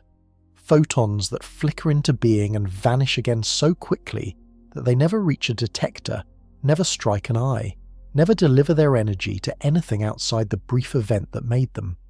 These are called virtual photons, and they are the unseen messengers that carry the electric and magnetic forces themselves. Think about how 2 charges push or pull each other across empty space. 2 electrons repel, a proton and an electron attract, and they do this without touching, across a gap of pure vacuum. For a long time, this action at a distance was simply accepted, a force reaching across nothing. Quantum field theory gives it a mechanism. The charges talk to each other by exchanging photons, tossing them back and forth across the gap. The force between them is the result of this constant exchange, a conversation in light too brief to overhear. These exchange photons are virtual, and the word marks a real difference, not just a label. A virtual photon is not a free, independent ripple travelling on its own. It is borrowed, conjured briefly between 2 charges and reabsorbed almost at once, existing only for the flicker of the interaction. It is never on its own in open space, never caught by a telescope, never warming a surface. It lives entirely inside the act of one charge influencing another, and then it is gone, its book settled in an instant. A real photon and a virtual photon are both disturbances of the same electromagnetic field, but they live under different rules. A real photon is the kind we have followed all along, born with a fixed energy set by its frequency, travelling freely, carrying its parcel until something absorbs it. A virtual photon is bound to its interaction, and need not obey the usual tie between energy and frequency, because it exists too briefly for that tie to be enforced. The quantum world permits this short-lived bookkeeping, energy borrowed and returned faster than it can be measured. The strange consequence is that empty space is not empty. Even in perfect darkness, with no light shining, the electromagnetic field is present and faintly restless, with virtual photons flickering in and out everywhere, a low hum of activity that never fully stills. This is not idle speculation. The restlessness has measurable effects. Two metal plates held very close together in a vacuum feel a faint pull toward each other, the Casimir effect, caused by the flickering of the field in the gap between them. The unseen photons leave a fingerprint we can weigh, so when you hold two magnets apart and feel them push against your hands, you are feeling virtual photons, an unceasing exchange of unseen light between the charges and currents in the two magnets. The solidity of the table, the spark of static electricity, the grip that holds every atom's electrons to its nucleus, all of it is the electromagnetic force, and all of it is carried by these hidden photons. The same field that brings you sunlight also, in its virtual form, builds the everyday solidity of the world. This raises an honest worry. If virtual photons can borrow energy and bend the usual rules, does the whole accounting still hold together? It does, and the framework that proves it is one of the great achievements of 20th century physics. It tracks every real and virtual photon, every electron, every interaction, and predicts the results with almost unbelievable accuracy. Building it took a generation of physicists and a new way of bookkeeping the swarm of possibilities. The clearest of those methods came from a young American who liked to draw little pictures, and his name was Richard Feynman. By the 1940s, physicists had a problem. They knew light was made of photons and matter of particles like electrons, and they knew the two interacted by exchanging photons. But when they tried to calculate the details precisely, the math spat out infinities, nonsensical answers where finite numbers should be. The theory of light and matter, so promising, kept breaking down whenever it was pushed for an exact prediction. Taming that math and making it give sane and testable answers was the great task of a brilliant post-war generation. The theory they were building is called quantum electrodynamics, usually shortened to QED, and it is the complete quantum account of how light and matter interact. It describes electrons, photons, and the dance between them, the emission and absorption and exchange we have been tracing throughout this story. When it was finally made to work, it became the most accurate theory in all of science, predicting certain measured quantities to better than 1 part in a trillion, an agreement between theory and experiment so close it is hard to picture. 3 people shared the central credit for taming it, working largely apart and reaching the same place by different roads. Shinichiro Tominaga did much of the foundational work in Japan, in difficult conditions during and after the war, cut off from the wider physics world. Julian Schwinger, in the United States, built a version of dazzling mathematical power and formality, dense and rigorous. And Richard Feynman, also in the United States, found a way to the same answers that were so visual and intuitive it changed how physicists think to this day. Feynman's gift was a kind of picture. Instead of grinding through pages of abstract symbols, he drew simple diagrams, now called Feynman diagrams, showing what the particles were doing. A straight line for an electron moving through space and time, a wavy line for a photon, a point where they meet, where an electron emits or absorbs a photon. Any interaction between light and matter could be drawn as a combination of these lines and vertices, and each diagram stood for a specific term in the calculation, a specific way the event could happen. The diagrams were not just pretty, they were a bookkeeping system, a way to organize the swarm of possibilities that quantum theory demands you add up. To find the chance of some interaction, you draw every way it could occur, from the simplest direct exchange to ever more elaborate paths with extra virtual photons flickering in and out, and you sum their contributions. Feynman's pictures made this vast sum manageable, turning a forbidding tangle of mathematics into something a physicist could sketch on a napkin and reason about by eye. Feynman himself was a famous character, a safecracker and bongo player, and relentless questioner who hated pomp and loved a clear explanation above all. He once said that QED describes all of ordinary life, every phenomenon you meet apart from gravity and the deep workings of the nucleus, all of chemistry, all of light, all of the solidity of matter, captured in the interaction of electrons and photons. The whole of our story so far, every way a photon is born and dies, lives inside the framework he helped build and helped the rest of us see. With QED in hand, the creation of a photon is understood completely. An electron, a ripple in its field, interacts with the electromagnetic field at a vertex and sets a photon rippling away, its energy drawn precisely from the electron's change of state. The books balance at every vertex, real photons and virtual ones alike. We have now seen, as deeply as physics can show it, how photons are made and what they are. It is time to follow the energy the other way, into the photon's death, and watch it hand its parcel to the matter it strikes. We have spent many chapters watching photons be born. Now we follow one to its end. A photon's life finishes when it is absorbed, when it hands its parcel of energy to some piece of matter and ceases to exist as light. Absorption is the exact mirror of emission, the same staircase run in the opposite direction. Where emission was an electron falling and shedding a photon, absorption is an electron catching a photon and climbing. The energy that was set at birth is now delivered in full to whatever caught it. Recall the atomic staircase. An electron sits on a step and a photon comes flying in. If the photon carries exactly the energy of a gap between that step and a higher one, the electron can absorb it and leap up to the higher step. The photon vanishes, gone completely, and its energy is now stored in the atom as the electron's new, higher position. The parcel has been handed over intact. The light is spent, and the atom is left holding the energy it carried. The match has to be close, and this is the heart of why matter is choosy about light. A photon carrying the wrong energy, not fitting any gap in the atom staircase, cannot be absorbed by it.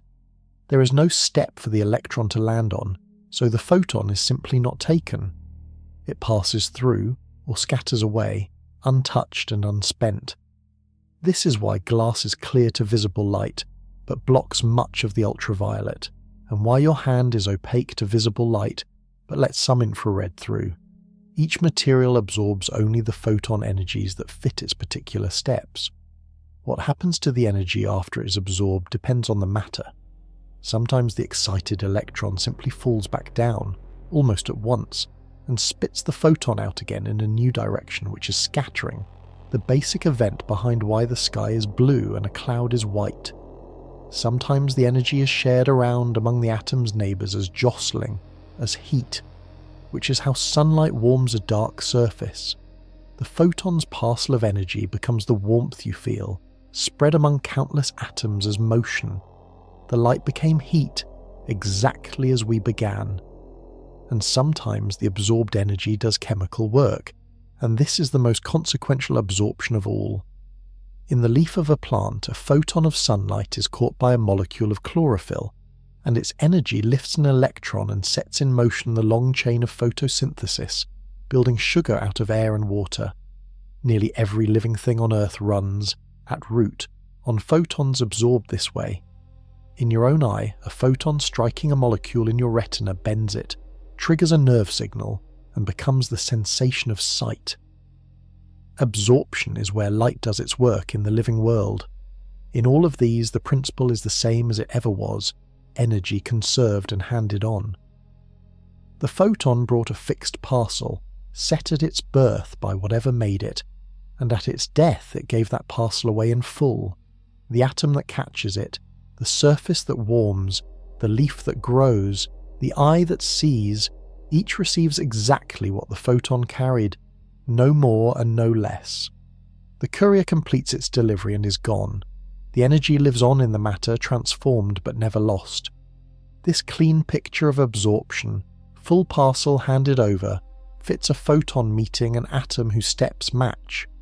But there is a rougher kind of encounter, a head-on collision between a photon and a single free electron, where the photon is not absorbed whole, but instead strikes like a billiard ball and bounces away, giving up only part of its energy. That collision proved, as decisively as anything ever has, that the photon truly is a particle carrying momentum. It was measured by an American physicist named Arthur Compton. In the early 1920s, the particle nature of light still had doubters. Einstein's photon had explained the photoelectric effect, but many physicists held out hope that light was somehow still really a wave, and the graininess only an illusion of how matter absorbed it. What settled the matter was a direct physical collision, a photon striking a single electron and bouncing off it exactly as one billiard ball bounces off another.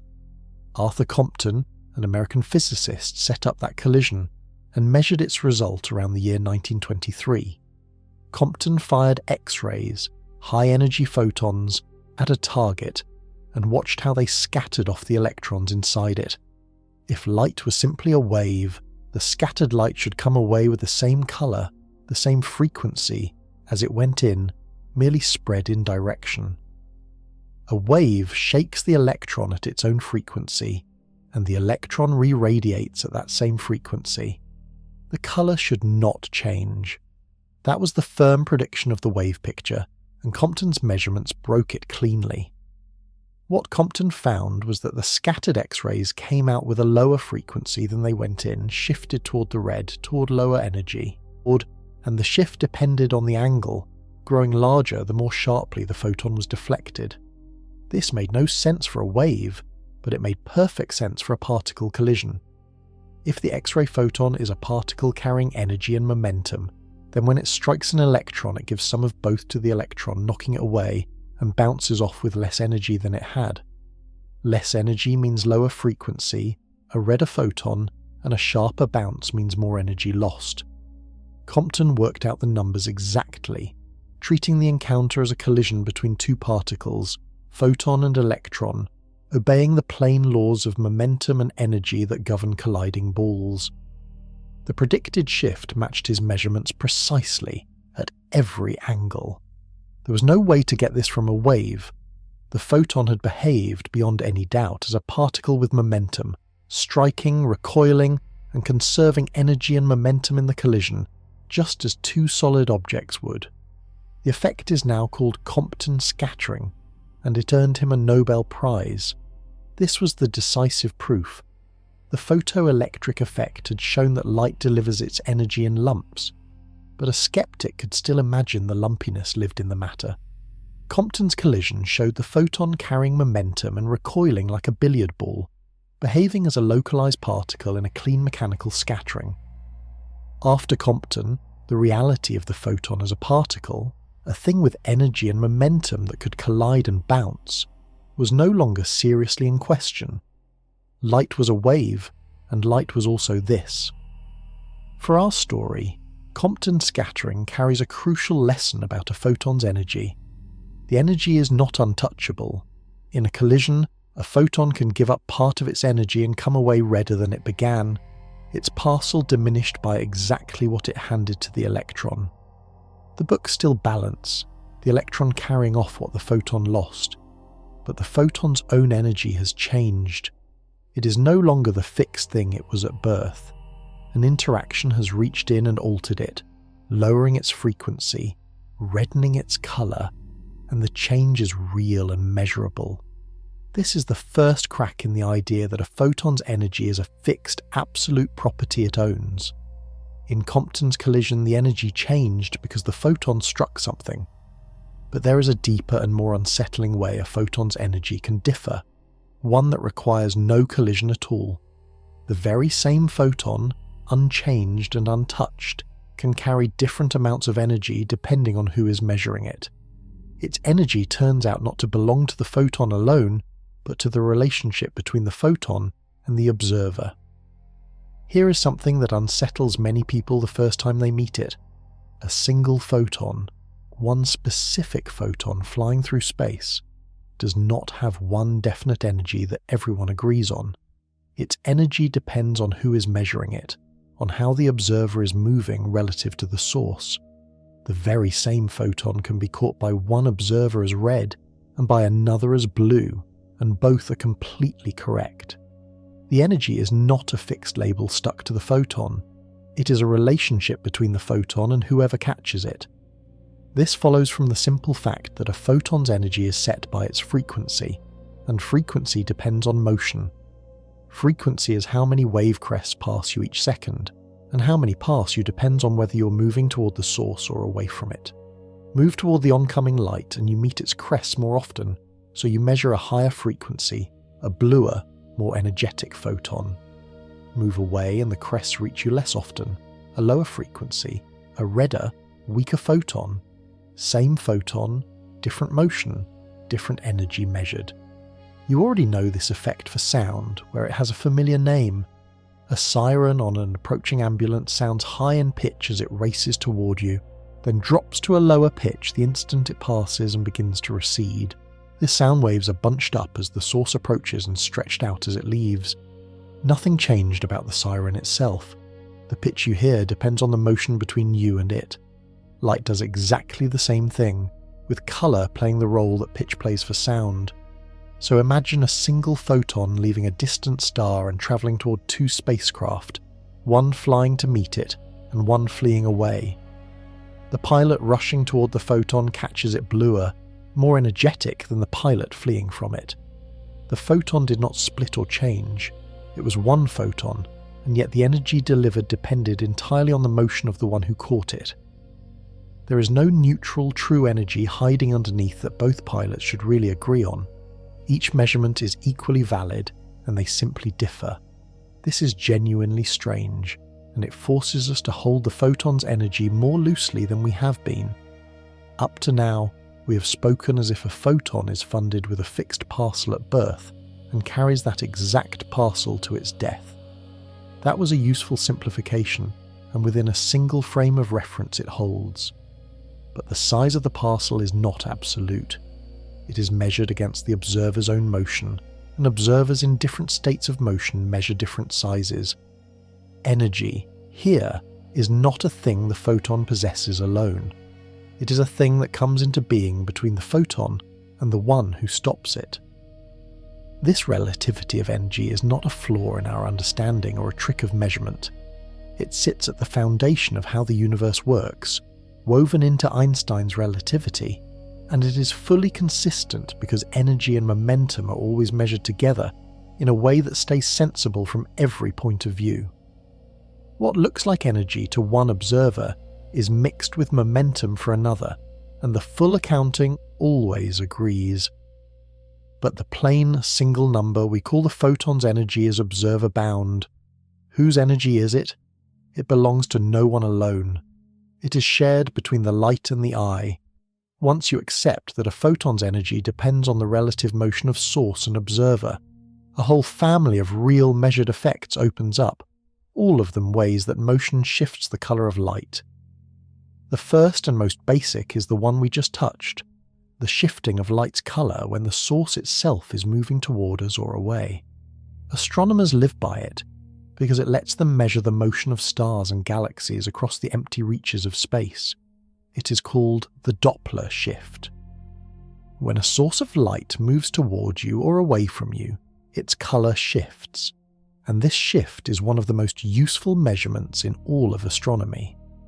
It is the same effect as the ambulance siren, carried over from sound to light. A source rushing toward you has its light waves bunched up, crowded to a higher frequency, shifted toward the blue. A source racing away has its waves stretched out, lowered in frequency, shifted toward the red. The faster the motion, the bigger the shift. Colour becomes a speedometer. Astronomers call these shifts red shift and blue shift, and they read them straight off the spectral lines we met with Fraunhofer. Recall that each element makes its own sharp set of lines, at fixed colours, a known fingerprint. When astronomers look at a distant star and find that whole fingerprint shifted bodily toward the red, every line moved by the same fraction, they know the star is moving away from us, and the size of the shift tells them how fast. Shifted toward the blue, it is approaching. The lines are the ruler, and their displacement is the measurement. This is how we learn that the universe is full of motion. Stars orbit within galaxies, and their light shifts blue on the approaching side and red on the receding side, letting us clock their speeds. Two stars circling each other show their lines shifting back and forth in a regular rhythm as they swing toward and away, betraying a companion we cannot even see directly. Even planets around distant stars reveal themselves this way, by the tiny rhythmic wobble their gravity tugs into the parent star's light. The Doppler shift turned the spectrum into a tool for weighing and tracking things across unimaginable distances. The grandest use came in the 1920s, when the astronomer Edwin Hubble measured the redshifts of distant galaxies. He found that almost every galaxy was shifted toward the red, meaning almost every galaxy is moving away from us, and he found a pattern in it. The farther away a galaxy is, the faster it is receding, the greater its redshift. This simple relationship was the first solid evidence that the universe is expanding, that the whole great web of galaxies is flying apart. The colours of distant light reveal the largest motion there is. For our question, the Doppler shift carries forward the lesson of the last chapter, made concrete and observable. A photon leaving a receding star reaches us redder, lower in energy than it set out as measured by us, because of the relative motion between that star and Earth. The photon was not tampered with along the way. It is simply that source and receiver are in motion relative to each other, and the energy we measure is shifted by that motion. Every red-shifted galaxy is delivering photons that we catch with less energy than an observer back at the galaxy would have caught them. The plain Doppler shift comes from the source moving through space toward us or away. It is the kind of shift we understand most easily, because it matches the siren we have all heard. But there are two further ways a photon's colour can shift on its journey, and neither one comes from the source simply moving through space. One comes from gravity, from light climbing out of the pull of a massive body. The other comes from space itself, stretching as the photon travels. Both are subtler, both are real, and both deepen the puzzle of where a photon's energy goes. The first of these was predicted by Einstein, and feared by physicists as almost impossible to measure, because the effect is so faint. A photon climbing away from a heavy object, fighting against its gravity, should lose a little energy in the climb and shift toward the red. It is a tiny effect on Earth, but a real one, and measuring it became a famous test of Einstein's gravity. It was finally pinned down in a stairwell at Harvard by two physicists named Pound and Rebka. A photon climbing away from a massive body loses energy on the way up. This is gravitational redshift, and it is different in origin from the Doppler shift, because the source need not be moving at all. The light simply has to climb out of a gravitational well, fighting against the pull of a heavy object, and in that climb it shifts toward the red, toward lower energy. Einstein predicted this from his theory of gravity, his general relativity, and for decades it seemed far too small to measure directly on Earth. Think first of the rough idea, even though light is not a ball. Throw a ball straight up and it slows as it climbs, losing energy to gravity, trading speed for height. A photon cannot slow down because it must always travel at light speed. So when a photon climbs away from a mass and loses energy to gravity, it cannot pay by slowing. It pays the only other way it can, by lowering its frequency, reddening its colour. The energy lost in the climb comes out of the photon's frequency rather than its speed. Climbing costs it colour. The effect is real but fantastically small in everyday gravity. A photon climbing away from the entire Earth loses only a minuscule fraction of its energy, far too little to notice in ordinary life. For a long time this made the prediction almost impossible to test on the ground, since no instrument was delicate enough to catch so faint a shift. To measure it, you would need a way to detect a change in a photon's frequency of about 1 part in 1,000 trillion, a precision that seemed out of reach. That precision arrived in 1959 in a clever experiment by two physicists at Harvard, Robert Pound and his student Glenn Rebka. They did not send light into space. They simply sent photons up a tower, a stairwell about 22 meters tall in a Harvard physics building. Photons released at the bottom climbed those 22 meters against Earth's gravity, and the question was whether their frequency, their color, shifted by the tiny amount Einstein's theory predicted for so small a climb. Catching a shift that faint took extraordinary ingenuity. Their tool was a newly discovered effect that lets certain atomic nuclei emit and absorb gamma-ray photons at an extremely sharp, exact frequency, sharp enough to act as an almost perfect ruler for energy. Pound and Rebka tuned this ruler with exquisite care, even moving the source at tiny controlled speeds to add a known Doppler shift that could cancel or measure the gravitational one. When they had it working, the photons climbing the tower showed exactly the redshift Einstein had predicted, the frequency lowered by just the calculated sliver. Gravity had reddened light across 22 meters of a stairwell, and they had caught it. The Pound and Rebka experiment was a landmark, one of the most precise confirmations of general relativity ever made, and it turned a faint cosmic prediction into a measured fact in a university basement. It also has a practical face you rely on constantly. The satellites of the Global Positioning System, orbiting high above Earth where gravity is weaker, run their clocks at a slightly different rate than clocks on the ground, partly because of this very effect. Engineers must correct for gravitational shifts to keep the system accurate, or your location would drift badly within a day. So here is yet another way a photon's energy is not fixed. Climbing out of gravity, it reddens and loses energy as we measure it. And once again the natural question presses in. If the climbing photon arrives with less energy than it left with, where did the lost energy go? In the Doppler case we could point to relative motion. Here the answer is subtler, and it grows even stranger when we turn to the largest climb of all, the photon crossing the expanding universe itself, stretched by the swelling of space. The deepest colour shift of all comes not from the source moving, and not from gravity, but from space itself stretching while the photon is in flight. This is cosmological redshift, and it is the signature of the expanding universe. As a photon travels across vast cosmic distances, the space it is travelling through is expanding, swelling outward, and the photon's wave is stretched along with that space. Its wavelength grows, its frequency drops, and it arrives redder than it left. The longer the journey, the more space is stretched and the deeper the redshift. This is genuinely different from the Doppler shift, even though both redden the light of receding things. In a Doppler shift, the source is moving through space toward us or away, like the ambulance down the road.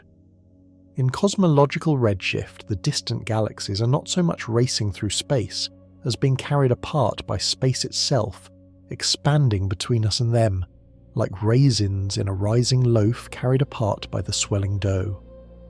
The photon riding through that swelling space is stretched by the expansion, its colour drawn toward the red by the growth of the distance it crosses.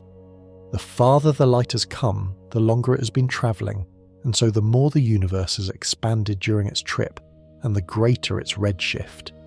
This means redshift is a measure of cosmic distance and of time. Light from a very distant galaxy is deeply redshifted because it set out long ago, when the universe was much smaller, and has been stretching ever since across billions of years of expansion. When we catch that reddened light, we are seeing the galaxy as it was in the distant past, its light stretched by all the swelling of space that has happened since. Follow this to its limit and you reach the oldest light there is, the cosmic microwave background. It was released about 380,000 years after the universe began, when the cooling cosmos first let light travel freely, and at that moment it was a fierce glow, the hot light of a surface at several thousand degrees. Since then it has travelled for nearly 14 billion years, and all that time-space has been stretching its waves enormously. The fierce glow has been redshifted all the way down from visible and infrared light into faint microwaves. That ancient light is still arriving from every direction at once, the cooled remnant of the universe's hot beginning. It now corresponds to a temperature of just under 3 degrees above absolute zero, the coldest measure there is, a whisper of microwaves filling all of space. It was once the blaze of the young universe, and the expansion of space has stretched and cooled it across 14 billion years into the gentle hum that radio telescopes detect today. The same stretching that reddens a distant galaxy has chilled the light of creation itself down to a few degrees above nothing. The cosmic microwave background is one of the great pieces of evidence that the universe began hot and has been expanding and cooling ever since. Its redshift is not a small correction. It is a stretching by a factor of more than 1,000, the most dramatic reddening of light in all of nature, carried out by the swelling of space across the entire history of the cosmos. Every one of those microwave photons left its source as a far more energetic photon, and arrived drained of nearly all that energy by the expansion of space. And this brings us to the strangest and most honest puzzle in our whole story. When a photon is stretched by the expansion of the universe and arrives with a fraction of the energy it set out with, where did the lost energy go? In the Doppler case, we pointed to relative motion. In gravity, we could point to the climb. But here, with space itself stretching, there is no obvious recipient, no electron struck, no hill climbed. The energy seems simply to have drained out of the photon and gone nowhere at all. That puzzle is real, and physics has a careful and surprising answer to it. We have arrived at the honest puzzle, and it deserves to be stated plainly rather than smoothed over. A photon from the cosmic microwave background set out nearly 14 billion years ago carrying a certain energy, and it arrives today carrying less than 1,000th of that energy, stretched and reddened by the expansion of space. The missing energy is enormous, summed over all the countless photons filling the universe. Where did it go? When the universe stretches a photon and drains its energy, what receives that energy? The startling answer is that nothing does. The energy is simply gone. This sounds like a violation of the most sacred law in physics, the conservation of energy, the very principle we have leaned on at every step. We have said again and again that energy is never created or destroyed, only moved and transformed, and that a photon's energy must come from somewhere and go somewhere. Now we face photons across the whole sky, losing energy to no one, energy that does not reappear as heat, or motion, or light elsewhere. It is not transferred. It thins out and vanishes as space grows. The books, for once, do not seem to balance. Many people meet this fact and assume it must be a mistake, a sign that physicists have missed where the energy is hiding. It is worth being clear and calm here. This is not a mistake or an oversight. The energy of the photons really does decrease as the universe expands, and that energy is not deposited anywhere else.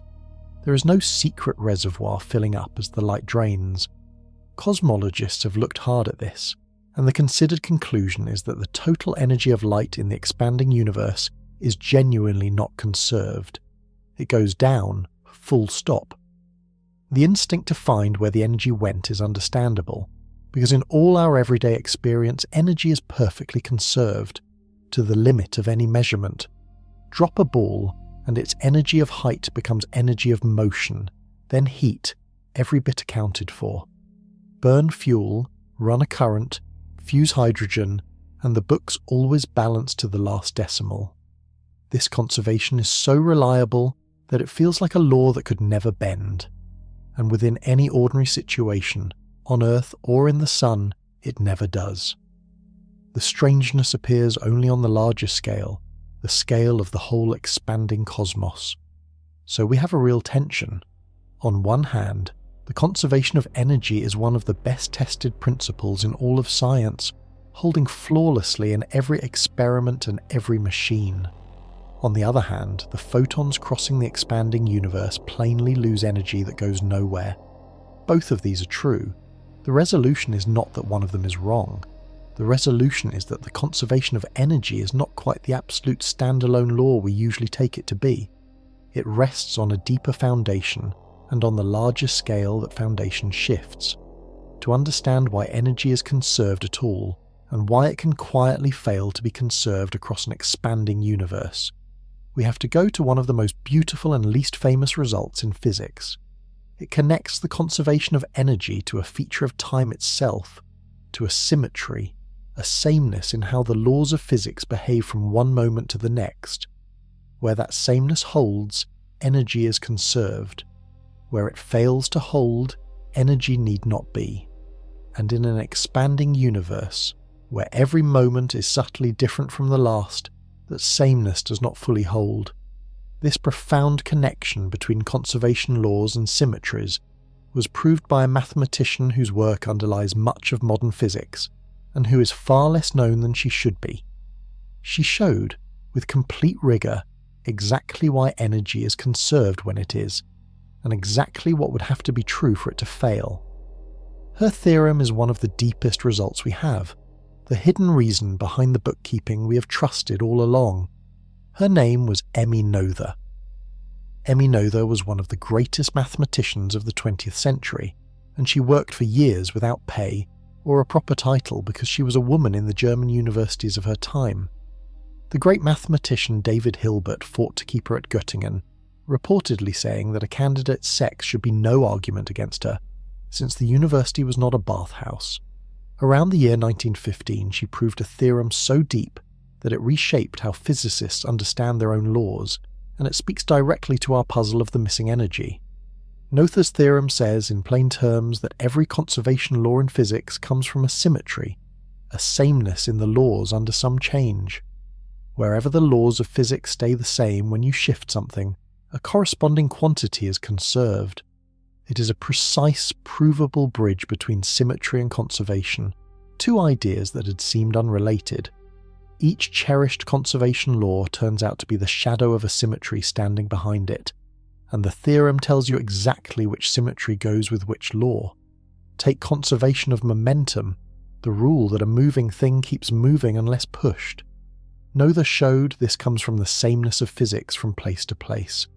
The laws of physics are the same here as they are a meter to your left, and that sameness in space is exactly what makes momentum conserved.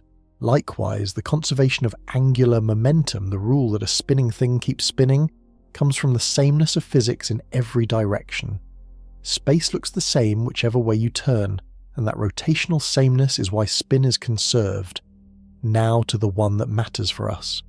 The conservation of energy, Noether showed, comes from the sameness of physics in time. The laws of physics are the same today as they were yesterday and will be tomorrow. An experiment run this morning gives the same result run this afternoon. That steadiness of the laws across time, that nothing in the rules themselves depends on what moment it is precisely what makes energy conserved.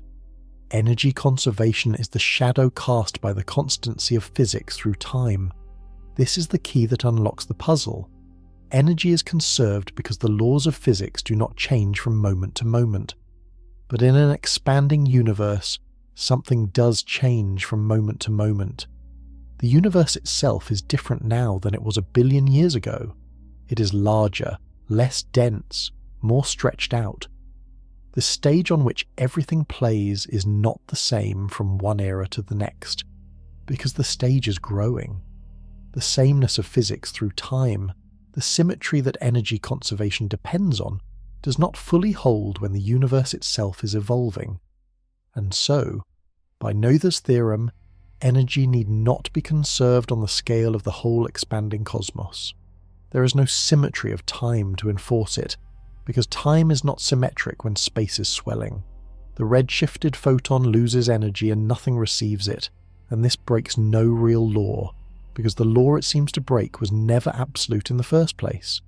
It was always the consequence of a symmetry, and that symmetry is simply absent for the universe as a whole. The energy is not hidden.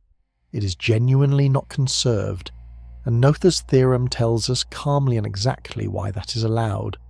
This is one of the honest, unsettling places where physics asks you to give up a comfortable certainty in exchange for a deeper truth.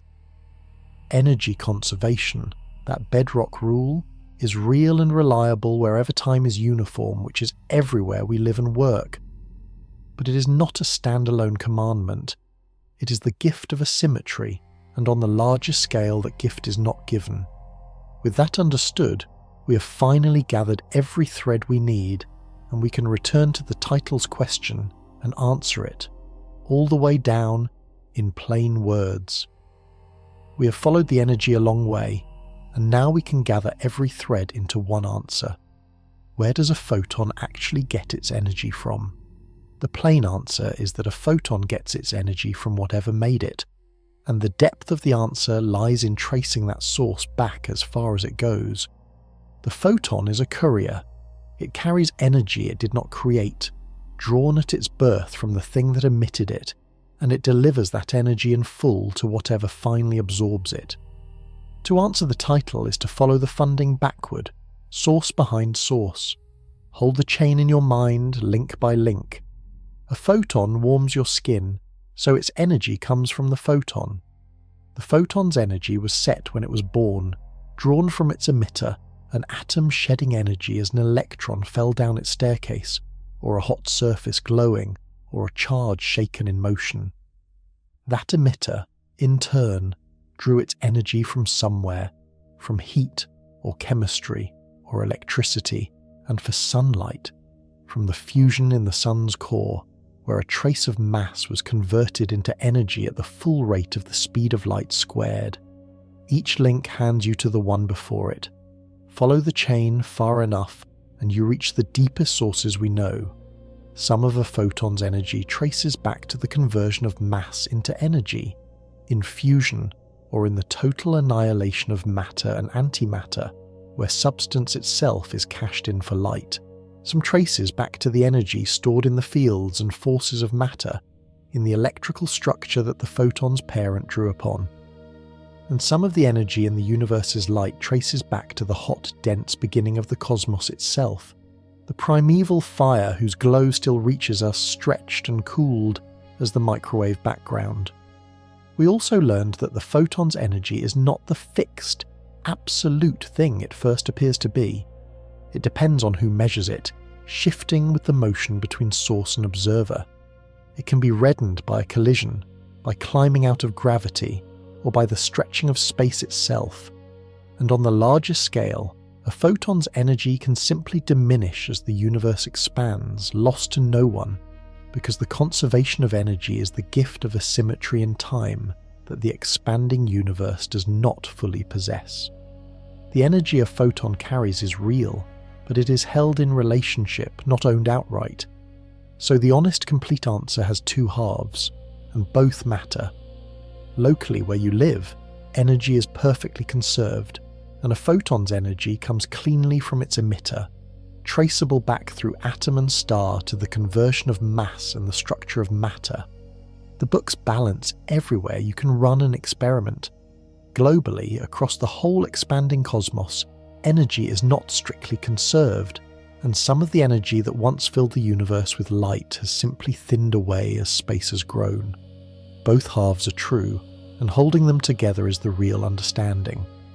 When a photon hands you its energy, and you asked at the very start who paid for it, this is the answer. The sun paid, by converting 4 million tons of its own mass into energy every second, energy that became the photons crossing to your window.